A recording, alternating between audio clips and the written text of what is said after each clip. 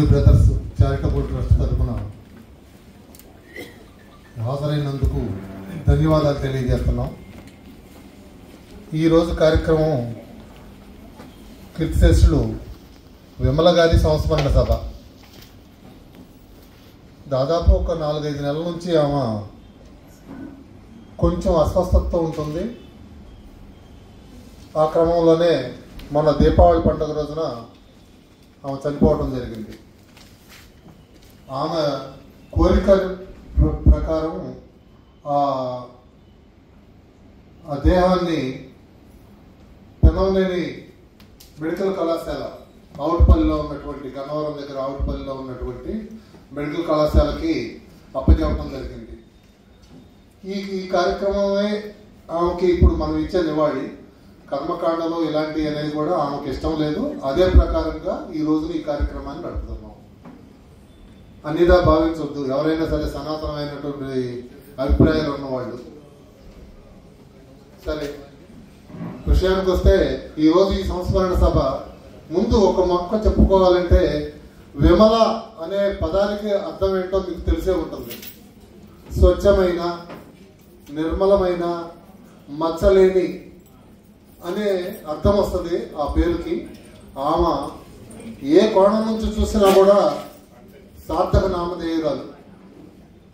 ఆమె జీవితం అంతా కూడా మనం చూసుకుంటే మనకి తెలుగులో మహాకవి గురజాడ స్వంత లాభం కొంత మానుకొని పొరుగు వాడికి తోడుపడబోయి అనే సూక్తి ఆయన చెప్పిన దగ్గర నుంచి చాలా మంది అమలు చేస్తున్నారు. కానీ ఆమె సొంత లాభం కొంత మానుకొని కాదు, మొత్తం మానుకొని ప్రజాసేవకే అంకితమైంది. ఎవరైతే ఆర్థికంగా ఇబ్బంది పడుతున్నారో, ఎవరైతే విద్యార్థులు ఆర్థికంగా ఇబ్బంది పడుతున్నారో, లేకపోతే వితంతులు ఎవరైనా ఉన్నారో అలాంటి చేతివృత్తుల వారికి కానీ ఆమె స్పృశించని విభాగం అంటూ లేదు నాకు తెలిసి.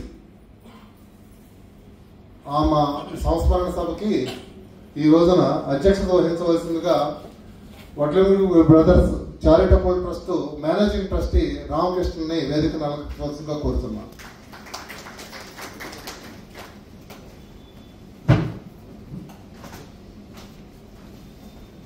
అలాగే ఈ భవనం మాకినేని బసవపల్లి విజ్ఞాన కేంద్రం కార్యదర్శి పెనవనేని మురళీ గారిని వేదికను అలంకరించవలసిందిగా కోరుతున్నాం.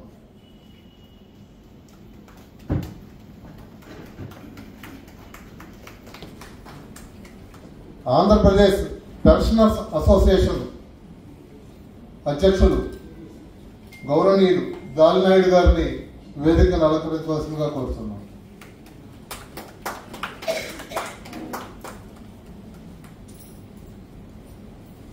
అలాగే విమల గారితో పాటు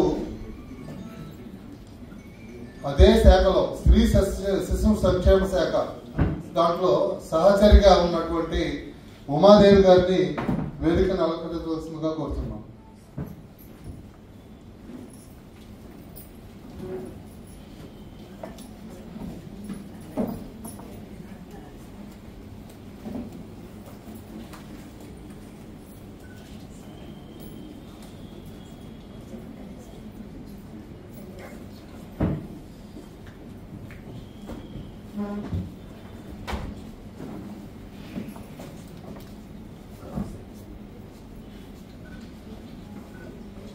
అలాగే Vadlamudi brothers charitable trust trustee పద్మను కూడా వేదికను అలంకరించవలసిందిగా కోరుతున్నాం.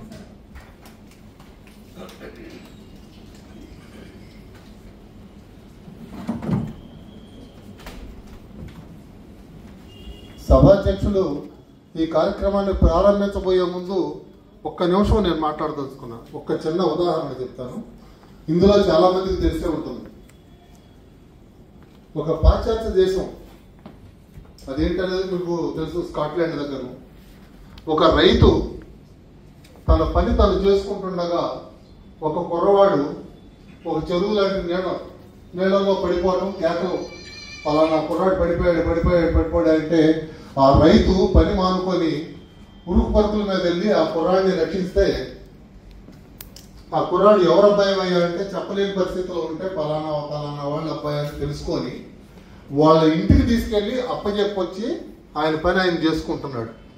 చేసుకునే క్రమంలో ఒక పెద్ద పడవంత కారు వచ్చి ఆగింది. ఉరుకుల పరుకుల మీదుగా ఆయన ఆ కుర్రవాడి తండ్రి ఎవరినైతే కాపాడాడో ఆ కుర్రవాడి తండ్రి పెద్ద ఆర్థిక స్తోమత కలిగిన ఆయన వచ్చి కారు దిగి, బాబు మా కొడుకుని నాకు ఒక్కగానొక్క వారసుడు, నాకు కోట్లాది ఆస్తి ఉంది, కాపాడావు, నేను ఏమిచ్చి నీ రుణం తీర్చుకోగలను అని చెప్పేసి నువ్వు ఏదైనా అడుగు, నేను ఇస్తాను సిద్ధం అంటే ఆ రైతు దానికి నిరాకరించి, ఈ పరిస్థితిలో మీరున్నా కూడా అంతే కదా చేసేది, నేను మానవ ధర్మం నిర్వర్తించాను, నాకు ఏ ప్రాంతం వద్దు, ఏమీ వద్దు అని నిరాకరిస్తాడు. తర్వాత ఎలా సాయం చేయాలో అర్థం కాక చాలాసేపు ఉండి ఆయన ఆ పిల్లవాడి తండ్రి ఈ రైతు పక్కన ఉన్న కుర్రాడిని చూసి, ఈ కుర్రాడు ఎవరు అని అడిగాడు. నా కొడుకు అన్నాడు. ఏ చదివించట్లేదా అని అడిగాడు ఆయన. నా దగ్గర చదివించే స్తోమత లేదయ్యా, నువ్వు ఏ సహాయానికి నువ్వు ముందుకు రాలా, ఆ పిల్లవాడి భవిష్యత్తును నాశనం చేయొద్దు, ఆ చదివించే బాధ్యతను నాకు ఇమ్మని అడిగితే ఆ తండ్రి, అప్పటి వరకు నిరాకరించిన తండ్రి కొంచెం మెత్తబడి ఆ బాధ్యత ఆయనకిస్తే ఆయన కుర్రాడిని చదివిస్తే ప్రపంచానికి మందులు లేక, మెడిసిన్ అనేది లేక జీవితం మొదట్లోనే చనిపోయే రోజుల్లో ఆయన పరిశోధనలు చేసి పెన్సిలిన్ కనుక్కున్నాడు. ఆయనే అలెగ్జాండర్ ఫ్లెమింగ్. అంటే ఒక మాట సాయం ఒక విద్యార్థిని చదివిస్తే ఆ కుర్రవాడు మానవాడికి అద్భుతమైన ఔషధాన్ని కనుక్కున్నాడు.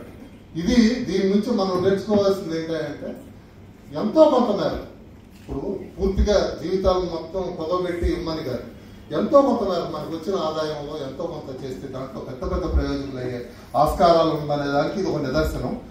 అది అధ్యక్షుల వారు ఇది నేను చెప్పదలుచుకుంది. అధ్యక్షుల వారు ఆ కోవలో విమలాదేవి గారు నడిచారు. అది ఆమెకు ఇచ్చేసుకో, అది మనం నివాడి అధ్యక్షుల వారిని కార్యక్రమాన్ని నిర్వర్తించవలసిందిగా కోరుతున్నాం.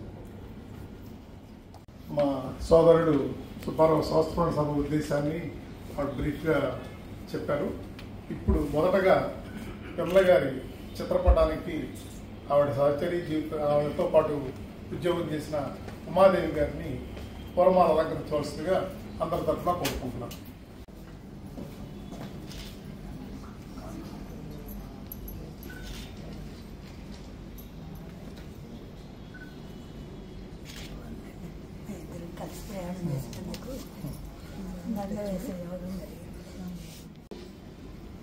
ఆవిడ మృతికి సంతాప సూచకంగా మరొక విషయం, ఈరోజు ఈ ట్రస్ట్ ఎవరి పేరు మీద ఏర్పాటైందో వాళ్ళలో ఒకరైన వడ్లమూడి రామయ్య గారి వర్ధంతి కూడా ఈరోజే.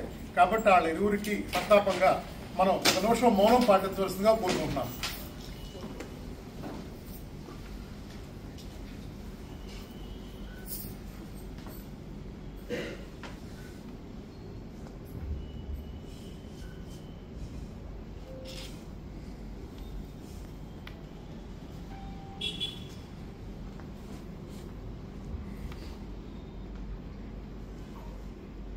జోహార్ విమల గారు, జోహార్ విమల గారు, జోహార్ విమల గారు, జోహార్ రామయ్య గారు, జోహార్ రామయ్య గారు, జోహార్ రామయ్య గారు.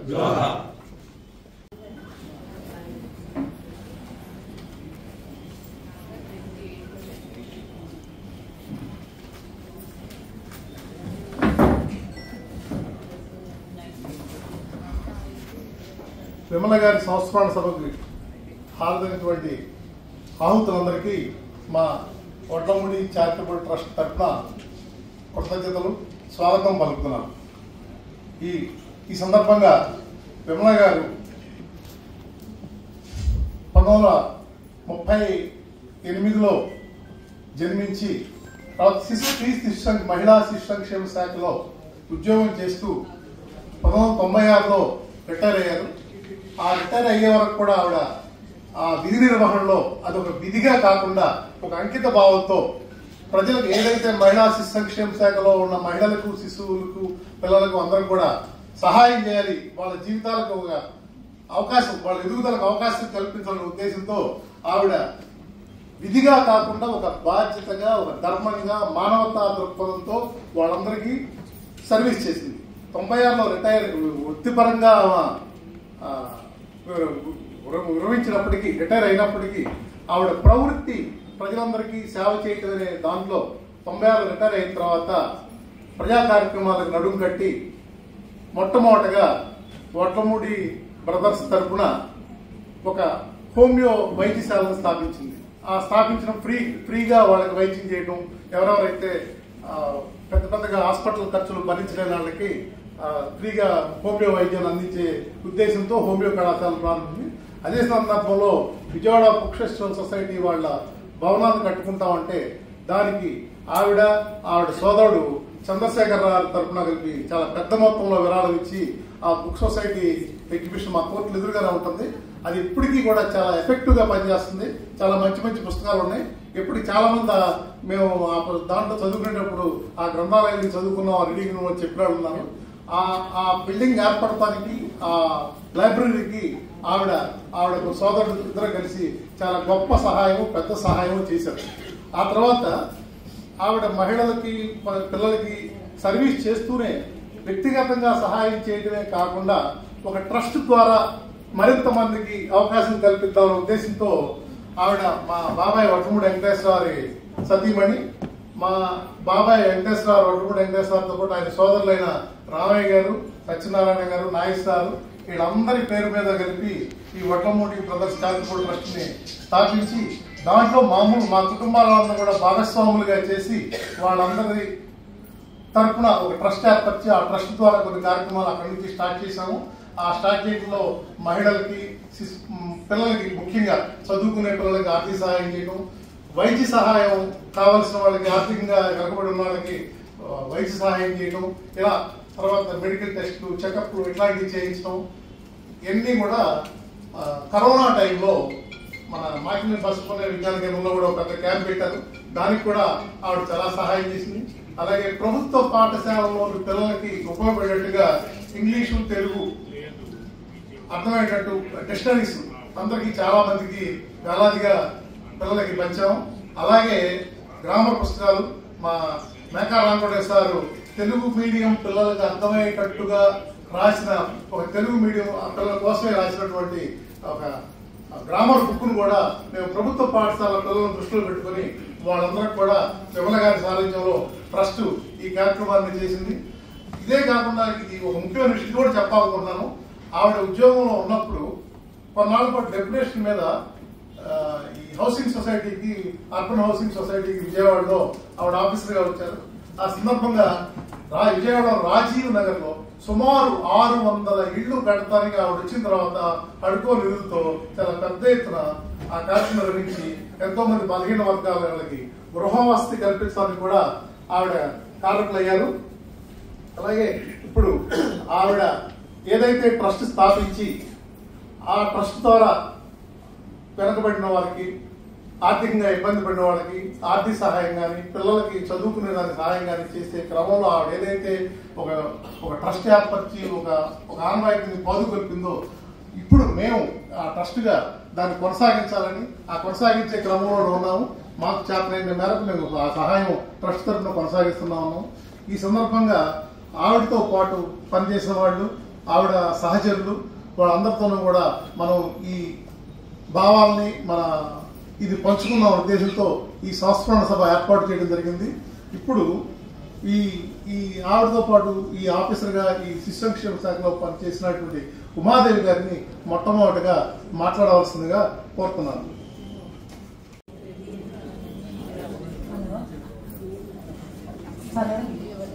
సభకి నమస్కారం.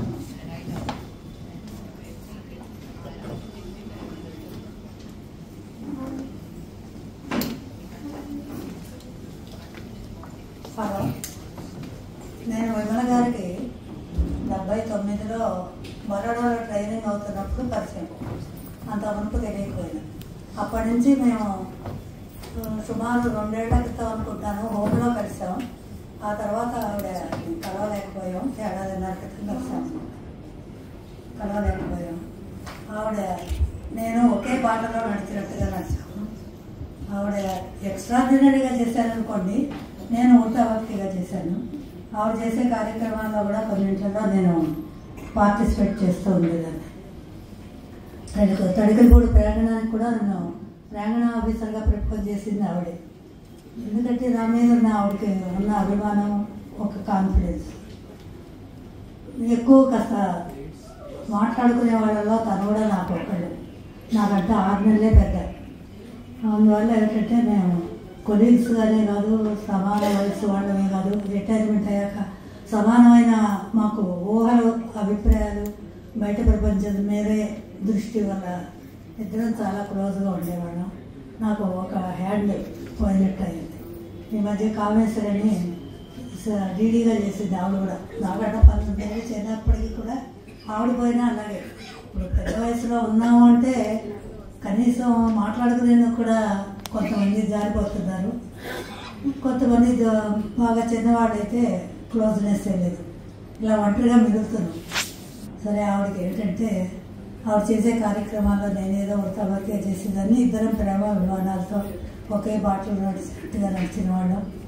ఆవిడ పోయిందనే వార్త తెలిసి కొంచెం బాధ అనిపించినా, అంత మునిపే కొంచెం ఎందుకు బతకాలి అనే స్టేజ్లో కూడా మాట్లాడారు. కొంచెం ఎందుకంటే టూ యాక్టివ్గా ఉన్నవాళ్ళు డల్గా ఉండలేదు. ఈ సభాముఖంగా చెప్తున్న మా సిస్టర్ కూడా అలాగే విమల్లాగానే టూ యాక్టివ్, ఎక్కడ ఒక క్షణం ఉండేది కాదు. 50 ఏళ్ళు సంవత్సరం దాటిందనుకోండి, 23 ఏళ్ళప్పుడు కొప్పలో ఉండేదల్లా మా తమ్ముడికి ఫోన్ చేసి ఇంటికి వస్తున్నాను అని చెప్పి లైట్లు తలుపులు తెచ్చేట. వచ్చాక అరగంట లేదు, ఇక్కడే పోయి. అంటే అంత సులువుగా డ్రైవర్ని పిలుచుకొని, కారు పిలుచుకొని ఇంటికి వచ్చి అలా పోయింది. అంటే ఏ అవస్థ పడకుండా ఇంజక్షన్ ఏదో తను కూడా హాస్పిటలైజేషన్ ఏదో. ఎందుకంటే అంత యాక్టివ్గా ఉన్నవాళ్ళు డల్గా ఉండలేరు. దానివల్ల వాళ్ళు అలా వెళ్ళిపోవటం అనేది ఓపిక లేని స్టేజ్లో ఆవిడ దృష్టే చాలా మంచిది. కానీ ఈ ట్రస్ట్ మెంబర్లు, ఈ బెనిఫిట్ పొందిన వాళ్ళు, లేకపోతే ఆవిడని చూపించుకుని ఇదిగా యాక్టివ్గా ఉండేవాళ్ళు, స్ఫూర్తిగా తీసుకునే వాళ్ళందరికీ కొంత లోపమేను. అయినా కాలం వెళ్ళిపోతూ ఉంటుంది. ఆవిడ ఆశయాలు విన్నంత వరకు, చూసినంత వరకు, అనుభవించినంత వరకు ఫాలో చేయటం అనేది ఉన్నన్నాడు మన ధర్మం. ఇది ఒక్కటే నేను ఎక్కువ మాట్లాడినాను, తర్వాత వాళ్ళందరూ మాట్లాడాలి.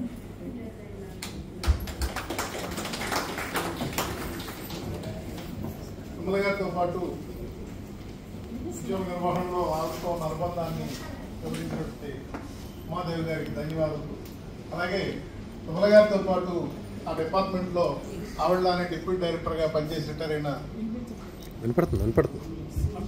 రిటైర్ అయిన సుయేజ్ గారిని వేదిక మీద రావాల్సిందిగా కోరుతున్నాం.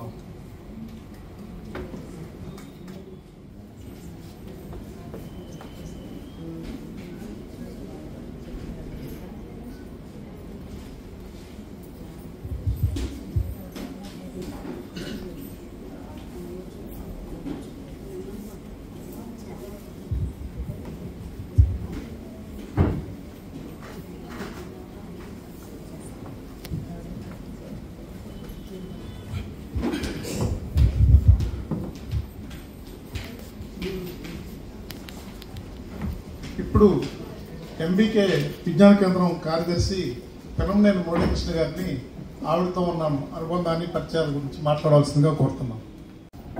సభకు అధ్యక్షత వహిస్తున్నటువంటి వడ్లమూడి రామకృష్ణ గారు, అట్లాగే పద్మా గారు, ఉమాదేవి గారు, విమల గారి బంధువులు, మిత్రులు, ఆ డిపార్ట్మెంట్లో పనిచేసినటువంటి వాళ్ళందరూ వచ్చారు. వారందరికీ నమస్కారం. విమల గారితో నాకు కొద్దిపాటి పరిచయం ఏర్పడింది. ముఖ్యంగా మేము మాకినేని బసవపల్లి విజ్ఞాన కేంద్రం, ఇక్కడ పక్కన బాలోత్సవ భవన్, ఈ 2 భవనాల్లో అనేక సేవా కార్యక్రమాలు, బాలలకు సంబంధించిన కార్యక్రమాలు, బాలోత్సవం అనే పేరుతో ఇట్లా మహిళల్ని చైతన్యవంతం చేయాలని వాళ్ళకు సంబంధించిన కార్యక్రమాలు, సాంస్కృతిక రంగ కార్యక్రమాలు అనేక నడుపుతూ ఉన్నాం. ఆ సమయంలో ప్రపంచవ్యాప్తంగా కరోనా మహమ్మారి పెద్ద ఎత్తున విరుచుకుపడింది. ఆ సమయంలో మా మాకినేని బసవపల్లి విజ్ఞాన కేంద్రం బాధ్యులు, ట్రస్ట్ బాధ్యులు అందరూ మాట్లాడుకుని ప్రజలు ఇంత ఆపదలో ఉన్నారు కాబట్టి మనం ఒక ఐసోలేషన్ కేంద్రం పెట్టాలి అని చెప్పి నిర్ణయం చేయటం. పక్కన ఉన్న బాలోత్సవ భవనం నిర్మాణం పూర్తయి ఉంది. వెంటనే ఆ భవనాన్ని తీసుకుని మొదటి వేవ్లో ఒక ఐసోలేషన్ కేంద్రం పెట్టాం.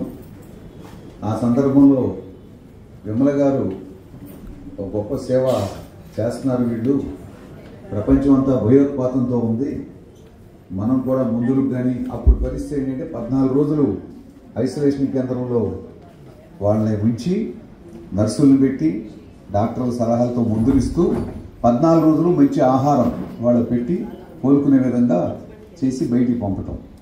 ఆ విధంగా చేసిన సమయంలో ఆమె స్వయంగా పిలిచి చాలా గొప్ప కార్యక్రమం చేస్తున్నారు, నేను 1 లక్ష రూపాయలు మీకు ఇస్తాను అని చెప్పి ఆ విధంగా ఇవ్వటం జరిగింది. అట్లాగే ఆమెకు తెలిసినటువంటి వాళ్ళు, వాళ్ళ మిత్రులు, వాళ్ళతో మరో 1 లక్ష రూపాయలు ఇప్పించారు. అప్పుడు చాలా గొప్ప త్యాగశీలి అనేది నాకు అర్థమైంది. తర్వాత వడ్లమూడి పద్మ గారితో మాట్లాడటం, ఆ విషయాలన్నీ తెలుసుకుంటే ఈమెలో చాలా గొప్ప మానవతా వృత్తిగాను, గొప్ప సమాజ సేవ తత్పరత ఉన్నటువంటి వ్యక్తిగాను నాకు అర్థమైంది. ఇంకా చెప్పాలంటే చనిపోయిన తర్వాత ఇక్కడ స్క్రీన్ మీద చూపిస్తున్న విషయాలన్నీ చూస్తూ ఉంటే ఆమె చాలా గొప్ప ఆదర్శవంతురాలు. ఇందాక వడ్లమూడి సుబ్బారావు చెప్పినట్టుగా గురజాడగా దీన్ని ప్రస్తావించారు. సొంత లాభం కొంత మానుకుని కాదు, మొత్తం మానుకుని సొంత ఆస్తి అనేది లేకుండా చనిపోయినటువంటి వ్యక్తి అని చెప్పచ్చు.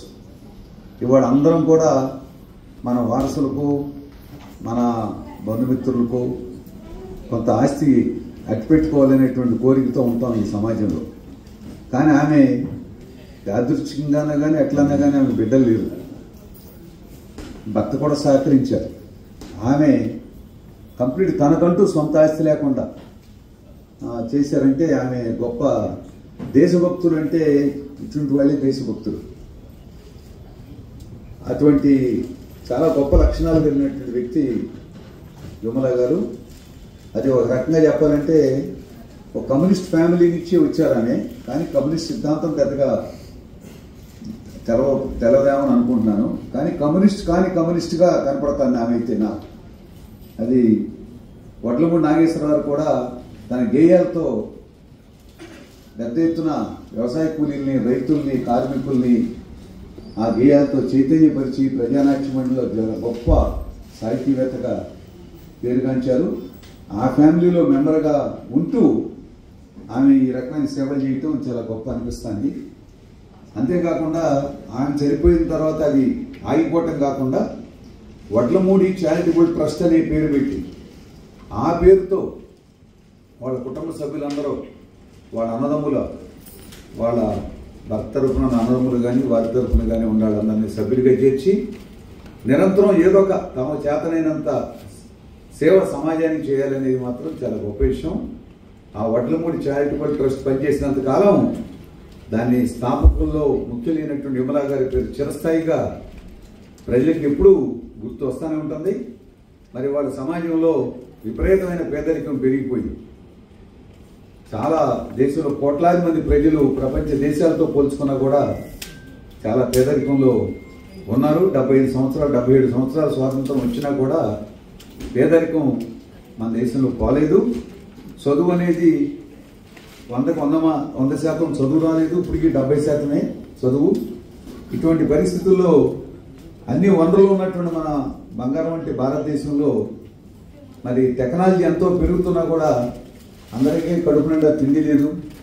ఎన్నో బాధలు, ఎన్నో సమస్యల్ని ప్రజలు ఎదుర్కొంటూ ఉన్నారు. ఇటువంటి సందర్భంలో ఒక మదర్ తెరిసా లాగానో, ఒక పుచ్చలపల్లి సుందరయ్య గారు లాగానో ఇటువంటి గొప్ప వ్యక్తులు సమాజం కోసం సర్వస్వం దారిపోసారో ఓ రకంగా విమల గారు ఆ దారిలో నడిచిందని చెప్పచ్చు. అది విమల గారికి పెద్ద ప్రచార యావ అనేది లేదు.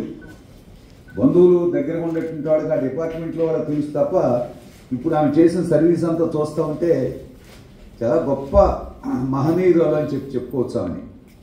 మరి ఇవాళ మనం కూడా సమాజంలో డాక్టర్ అంబేద్కర్ లాంటి వ్యక్తి చెప్పాడు, సమాజానికి మనం కూడా, సమాజం మనకు ఎంతో ఇచ్చింది, సమాజానికి కూడా మనం కొంత ఇవ్వాలి అనేటువంటి స్ఫూర్తి కొంతమంది పాటిస్తున్నారు. అందుకని ఇంత పేదరికం ఉన్నా కొంతమంది సేవకులు సమాజంలో అనేక రకాలుగా పూనుకుని చేయటం వలన కొంత స్వాంతన ప్రజలు పొందగలుగుతూ ఉన్నారు. ముఖ్యంగా విద్యారంగంలో అయితే ఇవాళ ఉన్నత విద్య అనేది పేదలకు అందుబాటులో లేదు.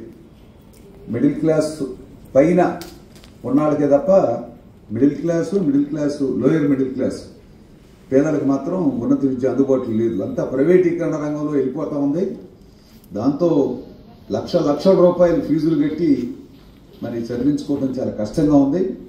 మరి అటువంటి సందర్భంలో మరి విమల గారు తన చేతనైనంతగా విద్యారంగంలో కూడా సేవ చేశారు. అట్లే వైద్యం కూడా, వైద్యం ప్రజలకు అందుబాటులో ఉంటే చాలా సమస్యల పరిష్కారం అవుతుంది. మరి అట్లాగే వైద్య రంగంలో కూడా కార్పొరేట్ హాస్పిటల్ ఇవి వచ్చిన తర్వాత ప్రభుత్వ వైద్యం బలహీనపడిపోయి చాలా ఒక హాస్పిటల్కి వెళ్తే టెస్టులకు అయిపోతున్నాయి 1000 రూపాయలు. హాస్పిటల్లో జాయిన్ చేసినప్పుడే 50,000 లక్ష కట్టేయమంటారు. ఇక ఆ తర్వాత ఏ మందులు ఇస్తారో, ఏ ఐసీయూలో చేర్చాలంటారో, ఏం అబ్జర్వేషన్ అంటారో అర్థం కాని పరిస్థితుల్లో మధ్యతరగతి వర్గాలు కూడా వణికిపోతాను ఉన్నాయి కూడా.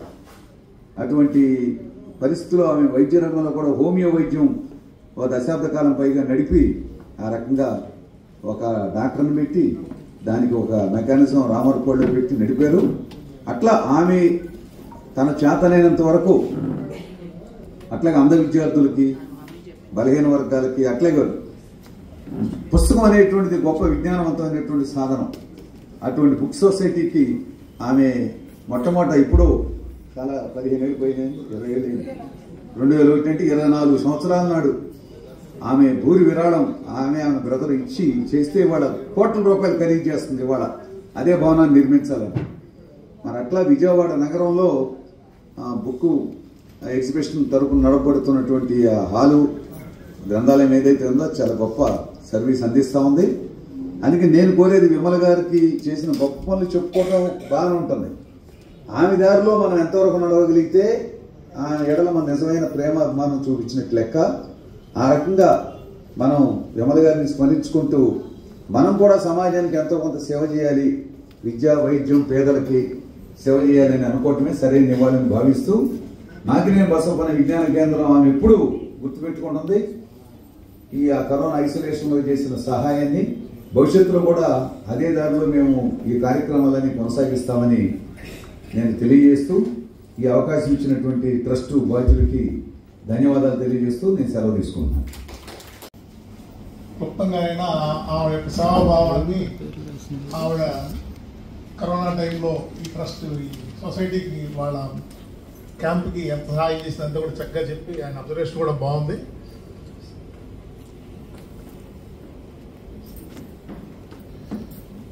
అయితే ఇప్పుడు ఇందాక ఆయన చెప్పారు సొంత లాభం కొంత మార్కులు కాదు, పూర్తి లాభం మార్కులు ఆవిడ చేసింది అంది. దానికి ఉదాహరణ నేను ఇప్పుడు చెప్పదలుచుకున్నాను. దీనికి ఏదో ధనవంతులు బాగా డబ్బున్న వాళ్ళే ప్రజాసేవకి డబ్బు వెచ్చించగలరు అనేది తప్పు. ఆవిడ తనకు ఉన్నదంతా కూడా ప్రజల కోసం ఖర్చు పెట్టింది. చివరికి ఆవిడ జీవితంలో ఒక ఇల్లు మిగిలింది.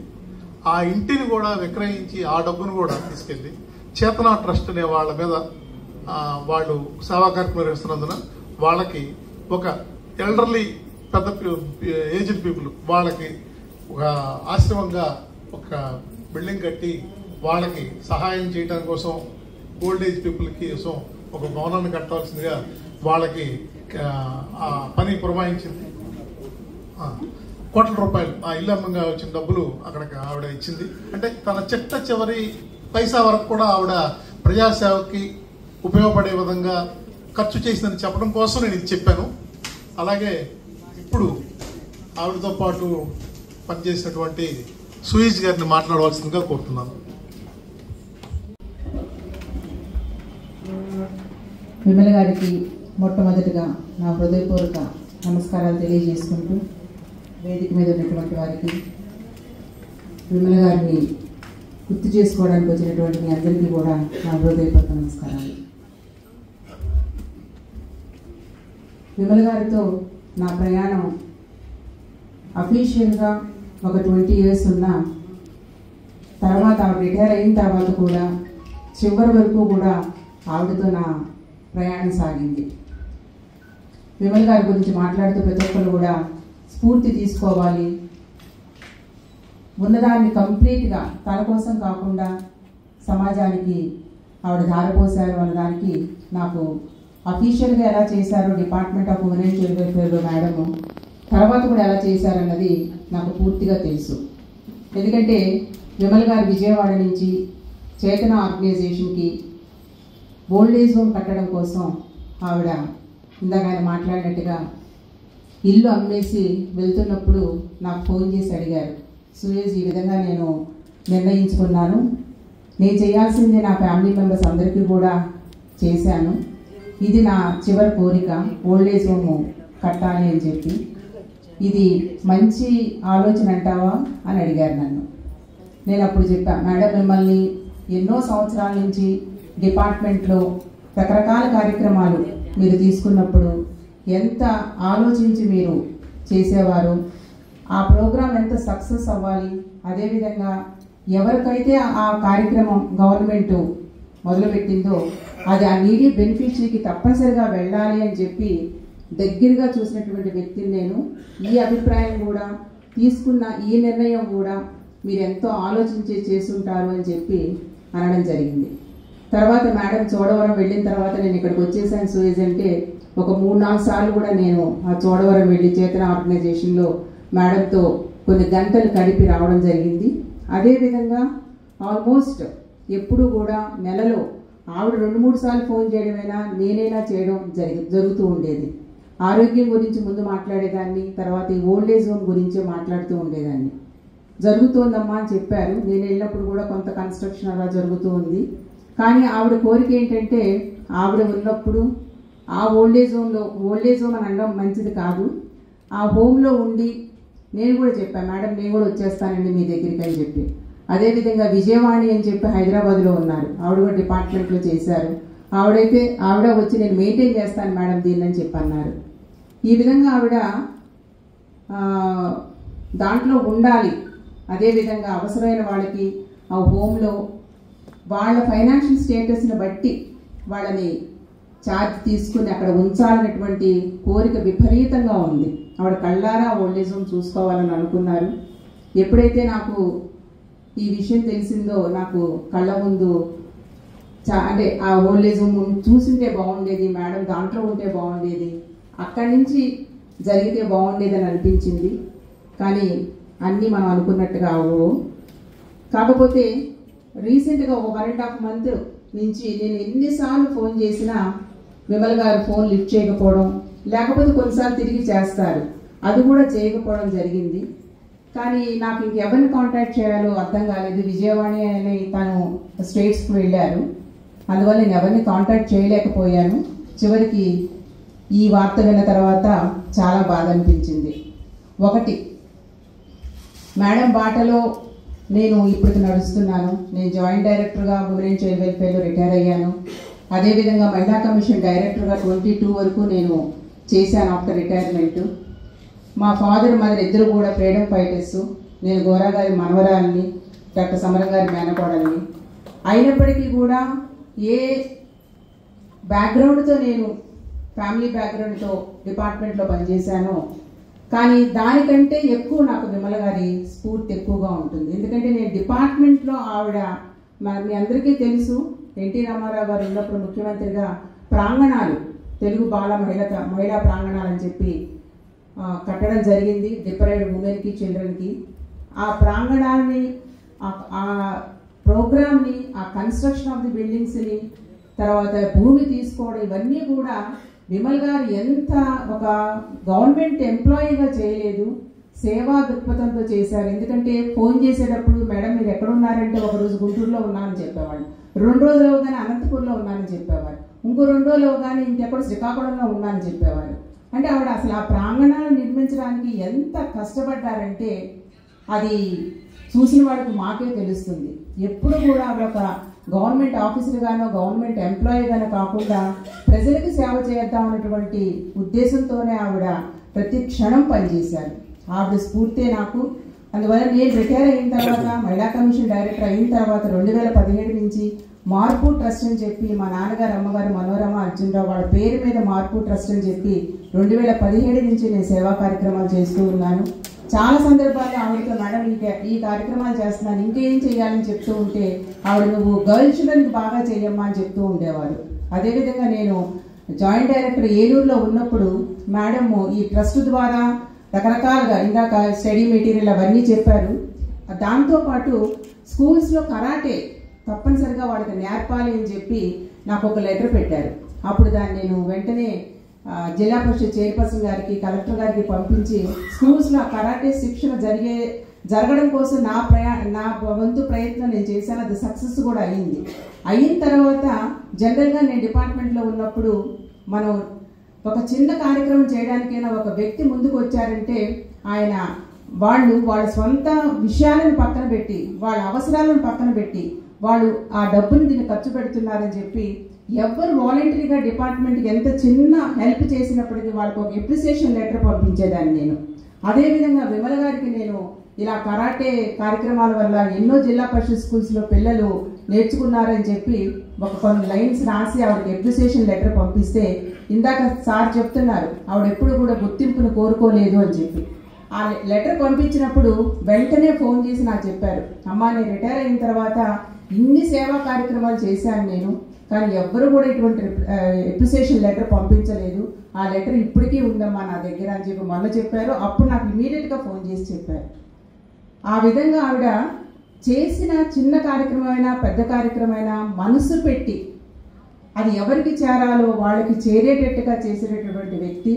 తప్పనిసరిగా విమలమ్మ గారు ఈ ట్రస్ట్ కార్యక్రమాల ద్వారా, అదేవిధంగా మా మార్పు ట్రస్ట్ కార్యక్రమాల ద్వారా ఎప్పుడూ సజీవంగా నిలిచి ఉంటారని చెప్పి ఆవిడ స్మరించుకుంటూ నేను ముందుకి ఇంకా కార్యక్రమాలు చేస్తానని చెప్పి తెలియజేసుకుంటూ నాకు ఈ అవకాశం ఇచ్చినందుకు ధన్యవాదాలు తెలియజేస్తున్నాను. నమస్తే. సురేష్ గారికి ధన్యవాదములు.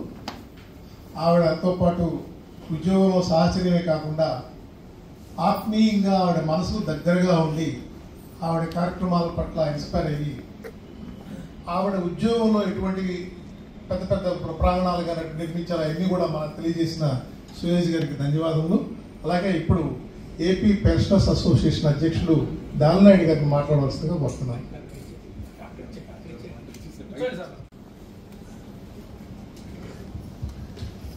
ఈనాటి విమలాదేవి గారి సంస్మరణ సభకు అధ్యక్షత వహించిన పెద్దలు, అలాగే ఇంతవరకు ఉపన్యసించిన అనేకమైనటువంటి మనకి తెలియని విషయాలు చెప్పిన పెద్దలు, ఈ సభకు ఇచ్చేసినటువంటి సోదర సోదరులు అందరికీ పెన్షనర్స్ అసోసియేషన్ తరఫున అభినందనలు తెలియజేసుకుంటాం. విమలాదేవి గారు వారిని గురించి, అలాగే వారు తలపెట్టిన కార్యక్రమాలు, వారు నిర్వహించిన కార్యక్రమాలు, వీటన్నింటి గురించి చెప్పుకోవాలంటే మనకి ఒక రోజు చాలదు. ఇందాక అధ్యక్షులు వారు చెప్పారు, అధ్యక్షులు వారు ఇంతకు ముందే చెప్పారు. ఆవిడ ఎక్కడ ఉన్నా, ఇటు గవర్నమెంట్ సర్వీస్లో ఉన్నా, లేదు రిటైర్ అయిన తర్వాత కూడా ఆవిడ దృష్టి ఎప్పుడు పేదలకి దగ్గరగా సేవ చేయాలి, పేదలకు దగ్గరగా ఉండాలి, మనకు చేతనైనంత సహాయం, వారి అప్లిఫ్ట్ కోసం మనం కష్టపడాలన్నటువంటి భావన ఎప్పుడూ కనబడుతుండేది. ఆవిడ రిటైర్ అయిన తర్వాత పెన్షన్ గురించి ఏదో ఒక సందర్భంలో ఆవిడ మా అసోసియేషన్ రావడం తటస్థపడింది. నేను తాలూకా ఆఫీస్ కాంపౌండ్, గాంధీనగర్ తాలూకా ఆఫీస్లో ఉండేవాడు. అక్కడ ఒక చిన్న బిల్డింగ్ కట్టుకుని అందులో ఉంటున్నాం. వచ్చినప్పుడు ఆవిడ ఇదంతా చూశారు. ఏంటి ఇదంతా, మీరు చూడబోతే పెద్ద పెన్షనర్స్, పెద్ద పెద్ద వాళ్ళంతా అధికారులు, అలాగే ఉద్యోగులు అందరూ ఇక్కడ మీరు కూర్చుంటున్నారు, దీనికి ఏమీ లేదు. అలా కాదు, నేను మొట్టమొదటి ఆవిడ చెప్పింది, ఆవిడ ఇచ్చిన పని పక్కన పెట్టి నేను మీకు కొంత మా ట్రస్ట్ ద్వారా సహాయం చేయాలనుకుంటున్నానని చెప్పారు అన్నారు. వీటికి అసలు వచ్చిన పని మానేసి ఇవన్నీ చెప్తున్నారు, మనకి సహాయం చేస్తానంటున్నారు. నేను చెప్పాను, ఆవిడ ఒక అమౌంట్ ఆఫర్ చేశారు. ఆఫర్ చేస్తే నాకు చాలా ఆశ్చర్యం వేసింది. ఎందుకంటే అంత భారీ మొత్తం ఎవరు కమిషనర్స్ అసోసియేషన్కి వచ్చి ఇస్తామన్న వాళ్ళు కానీ మనకు సహాయపడిన వాళ్ళు కానీ లేరు అంతకు ముందు. అటువంటిది నేను చెప్పాను, అంతా వద్దమ్మా, మీరు ఇస్తానన్న దానిలో సగమే ఇవ్వండి, ఆ మిగిలిన సగం మీరు చేస్తున్న కార్యక్రమాలకి మీరు ఖర్చు పెట్టండి, నాకు చాలా సంతోషంగా ఉంటుందని చెప్పినప్పుడు సరే ఆవిడ ఇట్లా చూస్తారు, ఇది ఇస్తానంటే వద్దంటున్నాడు అంటారు. ఆ తర్వాత మాకు ఒక అలవాటు, ఎందుకంటే ఒక ఫిక్స్డ్ అమౌంట్ డొనేషన్ ఇచ్చిన వాళ్ళందరికీ ఫోటోలు మేము పెడతాం మా అసోసియేషన్ హాల్. ఆవిడ ఫోటోని అడిగాను, అటువంటిదే నాకు అలవాటు లేదు, నేను ఇవ్వనని అన్నాను. చాలా కాలం ఆవిడ ఇవ్వలే. ఆ తర్వాత మాకు పరిచయం ఏర్పడిన తర్వాత మా మీటింగులకు వస్తుండేవారు, నెల నెల సలహాలు ఇస్తుండేవారు. ఇదంతా జరుగుతున్నా కూడా నేను మీరు ఇంత చేశారు బాగానే ఉందో కానీ నేను ఫోటో అడిగితే మీరు ఇవ్వటం లేదు, మీరు ఫోటో ఇచ్చి తీరాలి, మేము చూసుకుంటాం, మా వాళ్ళందరూ కూడా మేము చెబుతాం మీరు చేస్తున్న కార్యకలాపాలు, మీరు మాకు చేసిన సహాయం, మేము మా కనీసం మా వరకైనా మేము గుర్తుంచుకుంటాం, మా వాళ్ళు చెప్పడానికి ఉపయోగపడుతుందని అడిగితే అతి కష్టం మీద అయిష్టంగానే ఆవిడ మాకు ఫోటో ఇవ్వటం జరిగింది. ఇటువంటి వ్యక్తిత్వాలున్న వ్యక్తులు చాలా అరుదుగా కనిపిస్తారు మనకి. ఇందాక చెప్పారు సుబ్బారావు గారు, గురజాడ చెప్పి సొంత లాభం కొంత మానుకోమన్నాడు ఆయన కూడా. ఎందుకంటే మానవ నైజం ఆయనకి తెలుసు, సొంత లాభం కొంత మానుకుని పొరుగు వాడికి తోడుపడవాయి. కానీ విమలమ్మ గారు గురజాడని మించి ఆయన చెప్పింది కరెక్ట్ కాదు అని సొంత లాభం పూర్తిగా మానుకుని ఆఖరికి ఇందాక మన చిట్లు వారు చెప్పినట్టుగా ఉన్న ఒకే ఒక ఇల్లు రామరపాడులో ఉంటే ఆ ఇంటిని కూడా అమ్మి మరి గుంటూరులో ఇన్వెస్ట్ చేసి వృద్ధాశ్రమాన్ని నిర్మించడానికి తలపడ్డారంటే ఆ కార్యక్రమాన్ని టేకప్ చేసి దాని బాధ్యత తీసుకున్నారంటే వారి వ్యక్తిత్వం, వారి సమాజ సేవాభావం, అంకిత భావం సమాజం పట్ల మనకి అర్థమవుతుంది. అది అందరికీ సాధ్యపడదు. ఎందుకంటే ఇప్పుడు కోటీశ్వరులు ఉన్నారు. ఇందాక మన ఈ భవన కార్యదర్శి గారు చెప్పినట్టుగా వాళ్ళ దేశంలో కోటీశ్వరులు ఉన్నారు. వాడు 100 కోట్ల 600 కోట్ల 500 కోట్ల ఈ రకంగా కోట్లు సంపాదించి రికార్డు బ్రేక్ చేయడానికి ప్రయత్నం చేస్తున్నటువంటి ఈనాటి మన సమాజంలో ఉన్నది కూడా తెగనమ్ముకుని గుంటూరు వెళ్ళి అక్కడ ఒక చిన్న రూమ్ ఆవిడ ఉండటానికి వీలుగా, అక్కడ కార్యకలాపాలు నిర్వహించడానికి వీలుగా, అక్కడ అందులో తలదాల్చుకోవాల్సినటువంటి ఆ మనిషి మరి ఎంత గొప్ప వ్యక్తో. ఇవాళ తాతాలు, అదానీలు, అంబానీలు వీళ్ళు ఎందుకు ఆవిడ కాలి గోటికి సరిపడరు. అది అంతటి మానవత ఉన్నటువంటి వ్యక్తి ఆవిడ. కరోనా టైంలో ఒకసారి సింధునగర్లో ఒక హై స్కూల్ దగ్గరికి వెళ్ళి అక్కడ పిల్లలకి మా ట్రస్ట్ తరఫున కొన్ని సహాయ కార్యక్రమాలు చేస్తున్నారు, రండి మీరు కూడా అని చెప్పాను అన్నారు. సరే నేను మా సెక్రటరీ గారు విష్ణు గారు మేముందా వెళ్ళాం. అక్కడికి వెళ్ళిన తర్వాత చూస్తే వాళ్ళకి చక్కటి మంచినీళ్లు తాగడానికి వీలుగా ఒక ట్యాంక్ కట్టి దాన్ని మోటార్ పెట్టి, అలాగే అదే సందర్భంలో అక్కడ వాళ్ళకి కావాల్సినటువంటి మందులు పంచిపెట్టి స్కూల్ పిల్లలు వారికి ఆ రకంగా వాళ్ళకి సహాయం చేసినటువంటి ఒకటని కాదు. ఇందాక సరే ఇవి మా ఉద్దేశంలో కొన్ని సందర్భాలు అనుకోండి. ఇందాక మన వాళ్ళు ఒక్కొక్కటి చెబుతుంటే ఇంత ఉదారత, ఇంత గొప్ప లక్షణాలు ఉన్నటువంటి వ్యక్తి చాలా చాలా అరుదుగా ఉంటారు. అటువంటి వ్యక్తితో మనకు పరిచయం ఉన్నది. అటువంటి వ్యక్తి మన పరిచయస్తురాలు మనతో పాటుగా ఉన్నారని మనం చెప్పుకోవడానికి మాకు చాలా గర్వంగా ఉందని నేను చెప్తాను ఈ సందర్భంలో. అందుకు నిస్సందేహం. ఎందుకంటే మరి విమలమ్మ గారు అవార్డు గుంటూరు వెళ్ళినప్పుడు కూడా మేము మా స్టేట్ అసోసియేషన్ అక్కడ గుంటూరులో ఉన్నది, మీటింగులకు వెళ్ళినప్పుడు వాళ్ళు ఫోన్ చేస్తారు, మేము ఫోన్లో మాట్లాడుకుంటుంటాం.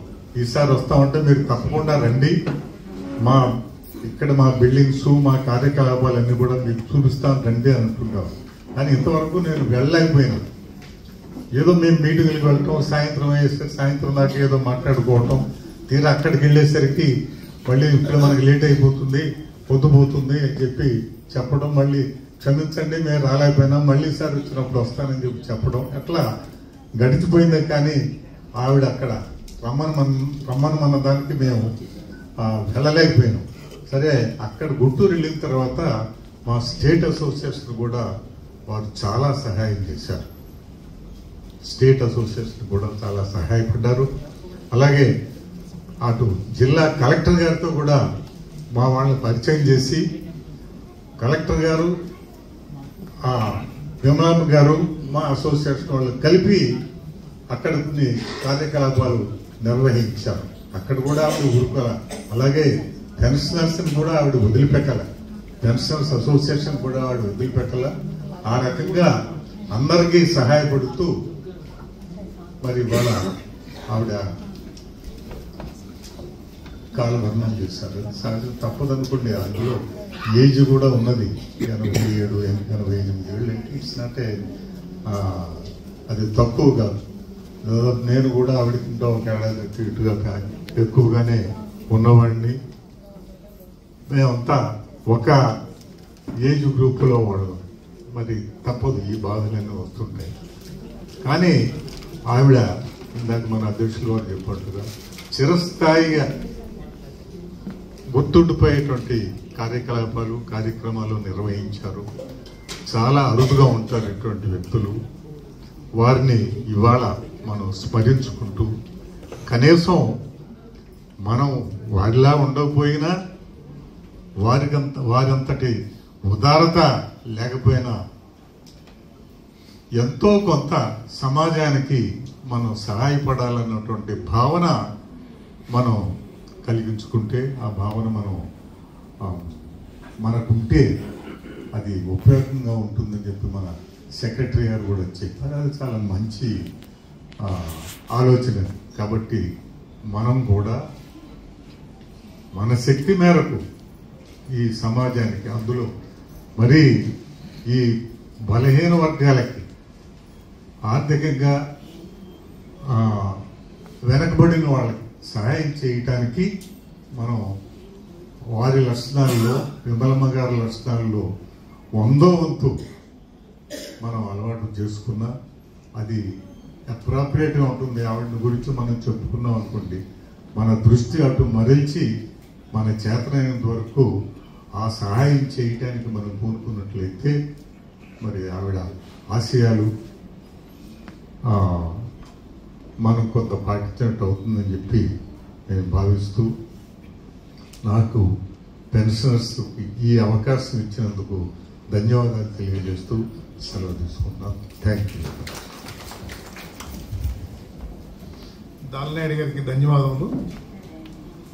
కమల గారు ఆవిడ అందుబాటులో, ఆవిడ సహాయం అవసరం అనుకున్న చోట వాళ్ళు అడగకపోయినా కూడా ఆవిడే ముందుగా ఆఫర్ చేసి మరీ సహాయం చేసిన విషయాన్ని, అలాగే పెన్షన్ అసోసియేషన్కి ఆవిడ ఎంత కృషి చేసింది అవన్నీ కూడా ఆయన వివరించారు. ఇవన్నీ తెలియజేసినందుకు ట్రస్ట్ తరఫున ఆయనకి ధన్యవాదాలు. అలాగే ఇప్పుడు మా ట్రస్ట్ సభ్యురాలు వడ్లమూడి పద్మ, కమల గారికి మా అందరికన్నా కూడా చేదోడు వాదోడుగా ఉన్నది. ఆవిడ మా ట్రస్ట్ కార్యక్రమాలు, ఆవిడ దీన్ని అనుసంధానం చేసిన ఇవన్నీ కూడా ఆవిడ చెప్తారు. ప్రస్తుతం వడ్లమూడి పద్మ గారిని మాట్లాడవలసిందిగా కోరుతున్నాను.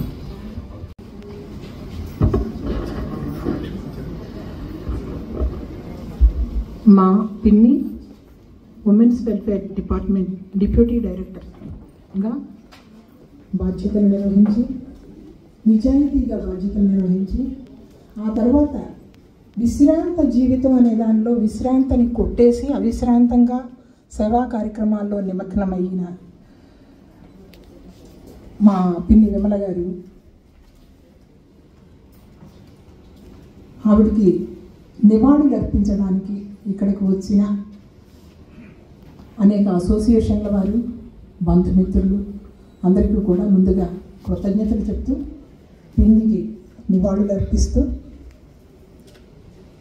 పరుల కోసం పాటుపడని నరుని బ్రతుకు ఎందుకని, మోగనేలకు నీరందించని, మోగనేలకు నీరందించని వాకు పరుగు దేనికని, పరుల కోసం పాటుపడని నరుని బ్రతుకు దేనికని. సినారే అన్నమాట మా పిన్ని విమల గారి భావన. అది మనిషి పుట్టిన తర్వాత తోటి మనిషికి ఉపయోగపడిన జీవితం ఎందుకమ్మా? నేను, నా ఇల్లు, నా బిడ్డలు ఓకే ఉండాలి, కానీ చుట్టూ ఉన్న వాళ్ళు సంతోషంగా లేకుండా నువ్వు ఒక్కడే సంతోషంగా బతకగలవా? అందరూ ఏడుస్తుంటే మధ్యలో కూర్చొని మనం ప్రశాంతంగా బతకగలమా? ఇది ఆవిడ మాట.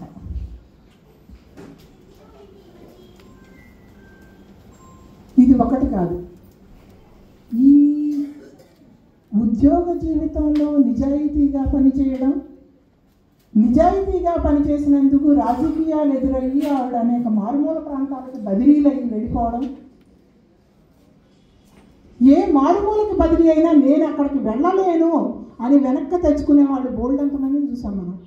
కానీ నేను వెళ్ళను అనే మాట ఏ రోజు వాడలేదు ఆవిడ ఉద్యోగ జీవితంలో. వెళ్ళింది, అది మారుమూల ప్రాంతాలు, ఆదివాసులు జీవించే ప్రాంతాలు కావచ్చు, అటవీ ప్రాంతాలు కావచ్చు. ఎంత దూరం కాలినడకన నడిచిందో, ఎన్ని కిలోమీటర్ల సైకిళ్ళ మీద నడిచి వెళ్ళిందో ఆమెతో కలిసి జీవించిన వాళ్ళకి మాత్రమే తెలుసు, కలిసి ప్రయాణించిన వాళ్ళకి తెలుసు ఆ ఉద్యోగ జీవితంలో. కానీ దాని గురించి తను ఎప్పుడు చాలా సంతోషంగా సంతృప్తిగా ఉంది. తర్వాత ఒక అధికారిగా ఆవిడ నియామకాలు జరిగేటప్పుడు తీసుకునే చర్యల గురించి ఆవిడ చెప్పినప్పుడు ఎంత ఆశ్చర్యం వేసేదంటే, ఈ రాజకీయ నాయకుల పలుకుబడులు లేకుండా ఉద్యోగాలు రావు మనకు తెలుసు. కానీ స్త్రీ శిశు సంక్షేమ శాఖలో ఆమె కనుక ఇంటర్వ్యూలు నిర్వహించే బోర్డులో ఉంటే, ఫస్ట్ ఆవిడ చేసింది ఆ రోజు ల్యాండ్ లైన్ ఫోన్లు ఉండేవి. ఇంటర్వ్యూలు మొదలవగానే ల్యాండ్ లైన్ ఫోన్ తీసి రిసీవర్ పక్కన పెట్టేయడం, ఇంటర్వ్యూలు అయిన తర్వాత మాత్రమే ఫోను మళ్ళీ ఆపరేషన్లోకి రావడం. ఎందుకంటే ఈ మధ్యలో పలానా వాళ్ళకి ఇవ్వండి, పలానా వాళ్ళకి ఇవ్వండి రికమెండేషన్స్ వస్తాయి. ఈ మధ్యలో స్లిప్స్ వచ్చేవాడు ఆవిడ దగ్గరికి. ఆ స్లిప్ ఆవిడ చూసేది కాదు, మడిచి పక్కన పెట్టేసేసింది. అన్నీ అయిన తర్వాత అప్పుడు స్లిప్పులు చూసేది, ఆ తర్వాత ఫోన్ రిసీవ్ చేసేది. ఈ ధైర్యం మగవాళ్ళకే లేదండి. ఒక మహిళగా ఆవిడ ఎంత ధైర్యంగా ఈ పని చేసి ఉంటుందో మనం ఆలోచించాలి. ఈ ప్రయాణంలో ఆవిడ వ్యక్తిగతంగా ఆవిడే కాదు, మా బాబాయి వాళ్ళ త్యాగాలు చిన్నది కావు. సహజంగా పురుషుల విజయం వెనక స్త్రీలు ఉన్నారని చెప్పుకుంటారు. పురుషుడు ఏదైనా సాధించాలనుకున్నప్పుడు వాళ్ళ ఎంత దూరమైనా వెళ్తారు, కుటుంబ బాధ్యతలన్నీ భార్య పిల్లలకు అప్పచెప్తారు, భార్యకు అప్పచెప్తారు, పిల్లల్ని భార్యను చూసుకోమంటారు, వీళ్ళు ఎంత దూరమైనా వెళ్తారు. కానీ మహిళలు ఎలా ఉంటారు? వాళ్ళు ఏమైనా చెయ్యాలంటే ఎన్ని ఆటంకాలు ఉంటాయి. కానీ అటువంటి అన్ని ఆటంకాలని పక్కన పెట్టడంలోనూ ఆవిడకి ఆ సహకారం అందించడంలో మా బాబాయి కృషి త్యాగం అనుకుంది. ఈవిడ ఈ కృషి చేయడంలో ఆవిడది ధీమా ధైర్యం ఉంది. అంత ఆత్మస్థైర్యంతో అంత ధైర్యంతో వెళ్ళే మహిళలే కాదు పురుషుల్ని, నేను అంటాను పురుషుల కంటే కూడా ఎక్కువ చేసింది మా పిన్ని. ఒక పని చెయ్యాలి అంటే టైమింగు, ప్లానింగు, ఈ రెండే. సమయపాలన, ప్రణాళికాబద్ధంగా పనిచేయటం, ఈ రెండే ఆవిడ ఏమి చేసినా సక్సెస్ఫుల్గా ఆవిడని ముందుకు నడిపించారు. అవి అనేక ప్రాజెక్ట్స్ కావచ్చు. గుంటూరులో మన దగ్గరే ఉన్న ఉదాహరణ చెప్పుకోవాలంటే, గుంటూరులో ప్రగతి బాల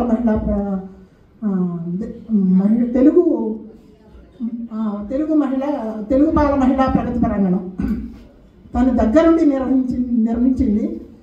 పోరంకిలో ఉండి తెల్లవారుజామున బయలుదేరి వెళితే రాత్రి వరకు కూర్చోవడం, ఏ రోజు పిల్లలు ఆ రోజు రాయడం, ఏ రోజు లెక్కలు ఆ రోజు రాయడం. మనం చాలామందికి ఉంటుంది, ఈరోజు ఈ పని అయిపోయింది, టైం అయిపోయింది, ఇంకా అలసిపోయాము, రేపు వచ్చి చూసుకున్నాంలే ఈ లెక్క అని. కాదు, ఆ లెక్క కాగితం మీద ఆ రాత్రి పెట్టిన తర్వాతే ఆవిడ కాలు బయట పెడుతుంది. అది అప్పుడు ఉంది, చివరి వరకు ఆ లక్షణం ఉంది ఆవిడకి. ఇది ఉద్యోగ జీవితంలో ఆవిడ ఒక నిజాయితీగా, నిబద్ధతతో పనిచేయటము, ప్రాజెక్టుని సక్సెస్ఫుల్గా నిర్వహించటము. దీనికి ఇంకొక ఉదాహరణ చెప్తాను ఏంటంటే, విజయవాడ రాజీవ్ నగర్కి నిధులు మంజూరై ఉన్నాయి.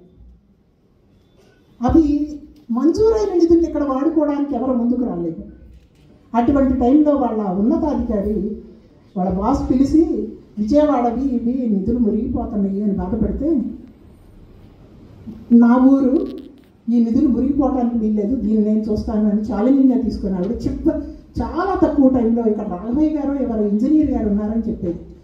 ఆ రాఘవయ్య గారితో మాట్లాడి ప్రతి వారం బిల్స్ పంపించడం, ఆవిడ శాంక్షన్ చేయటం, ఇలా చాలా వేగంగా ఆయన దగ్గరుండి చాలా కూర్చొని పని చేయించారు. మడత మనసు వేసుకుని పడుకునేవాడు అండి ఆయన. అంత సిన్సియర్గా ఆయన అక్కడ పనిచేశాడు, అంత సిన్సియర్గా ఆవిడ బిల్స్ మంజూరు చేశారు. ఇది మన విజయవాడ చరిత్రలో ఆవిడ పేరు కూడా లిఖించబడి ఉంది. కానీ ఇటువంటివి బయటకు రావు. ఇవన్నీ ఉద్యోగ జీవితానికి సంబంధించి. తర్వాత ఏంటి, ఈ తరంకి అంత లేకపోవచ్చు, రిటైర్మెంట్ అయిన ఉద్యోగాల్లో కొనసాగుతున్నారు జరుగుతుంది. కానీ ఆ జనరేషన్ ఉద్యోగం అయిపోయిన తర్వాత విశ్రాంతి జీవితం అంటే కృష్ణారామ అనుకోవాలి. దానికి భిన్నంగా 96వ సంవత్సరంలో ఆవిడ ఉద్యోగ విరమణ చేస్తే, ఆ రోజు నుంచి నాకు తెలిసి ఒక కోవిడ్ ఆవిడకి ఒక బ్రేక్. కోవిడ్ తర్వాత పనులు కొంత వెనకపట్టుబడినవి, సేవా కార్యక్రమాలు, ఆ తర్వాత జరిగినవన్నీ ఒక లెక్క. కానీ 80 ఏళ్ల వయసులోనూ ఆవిడ పరుగులు పెట్టింది. నీకు కారు ఉండాలి, నువ్వు కనీసం కారు లేకుండా ఇంత ఇదిగా ఉండి నీ ఆరోగ్యం ఏంటి, నువ్వు చూసుకోవేంటి అని ఆ వెంటపడి వాళ్ళ మరిది హర్నాథ్ గారు కారు కొనాల్సిందే అని చెప్పేసి వెంటపడి అని చెప్పేసి చెప్పింది.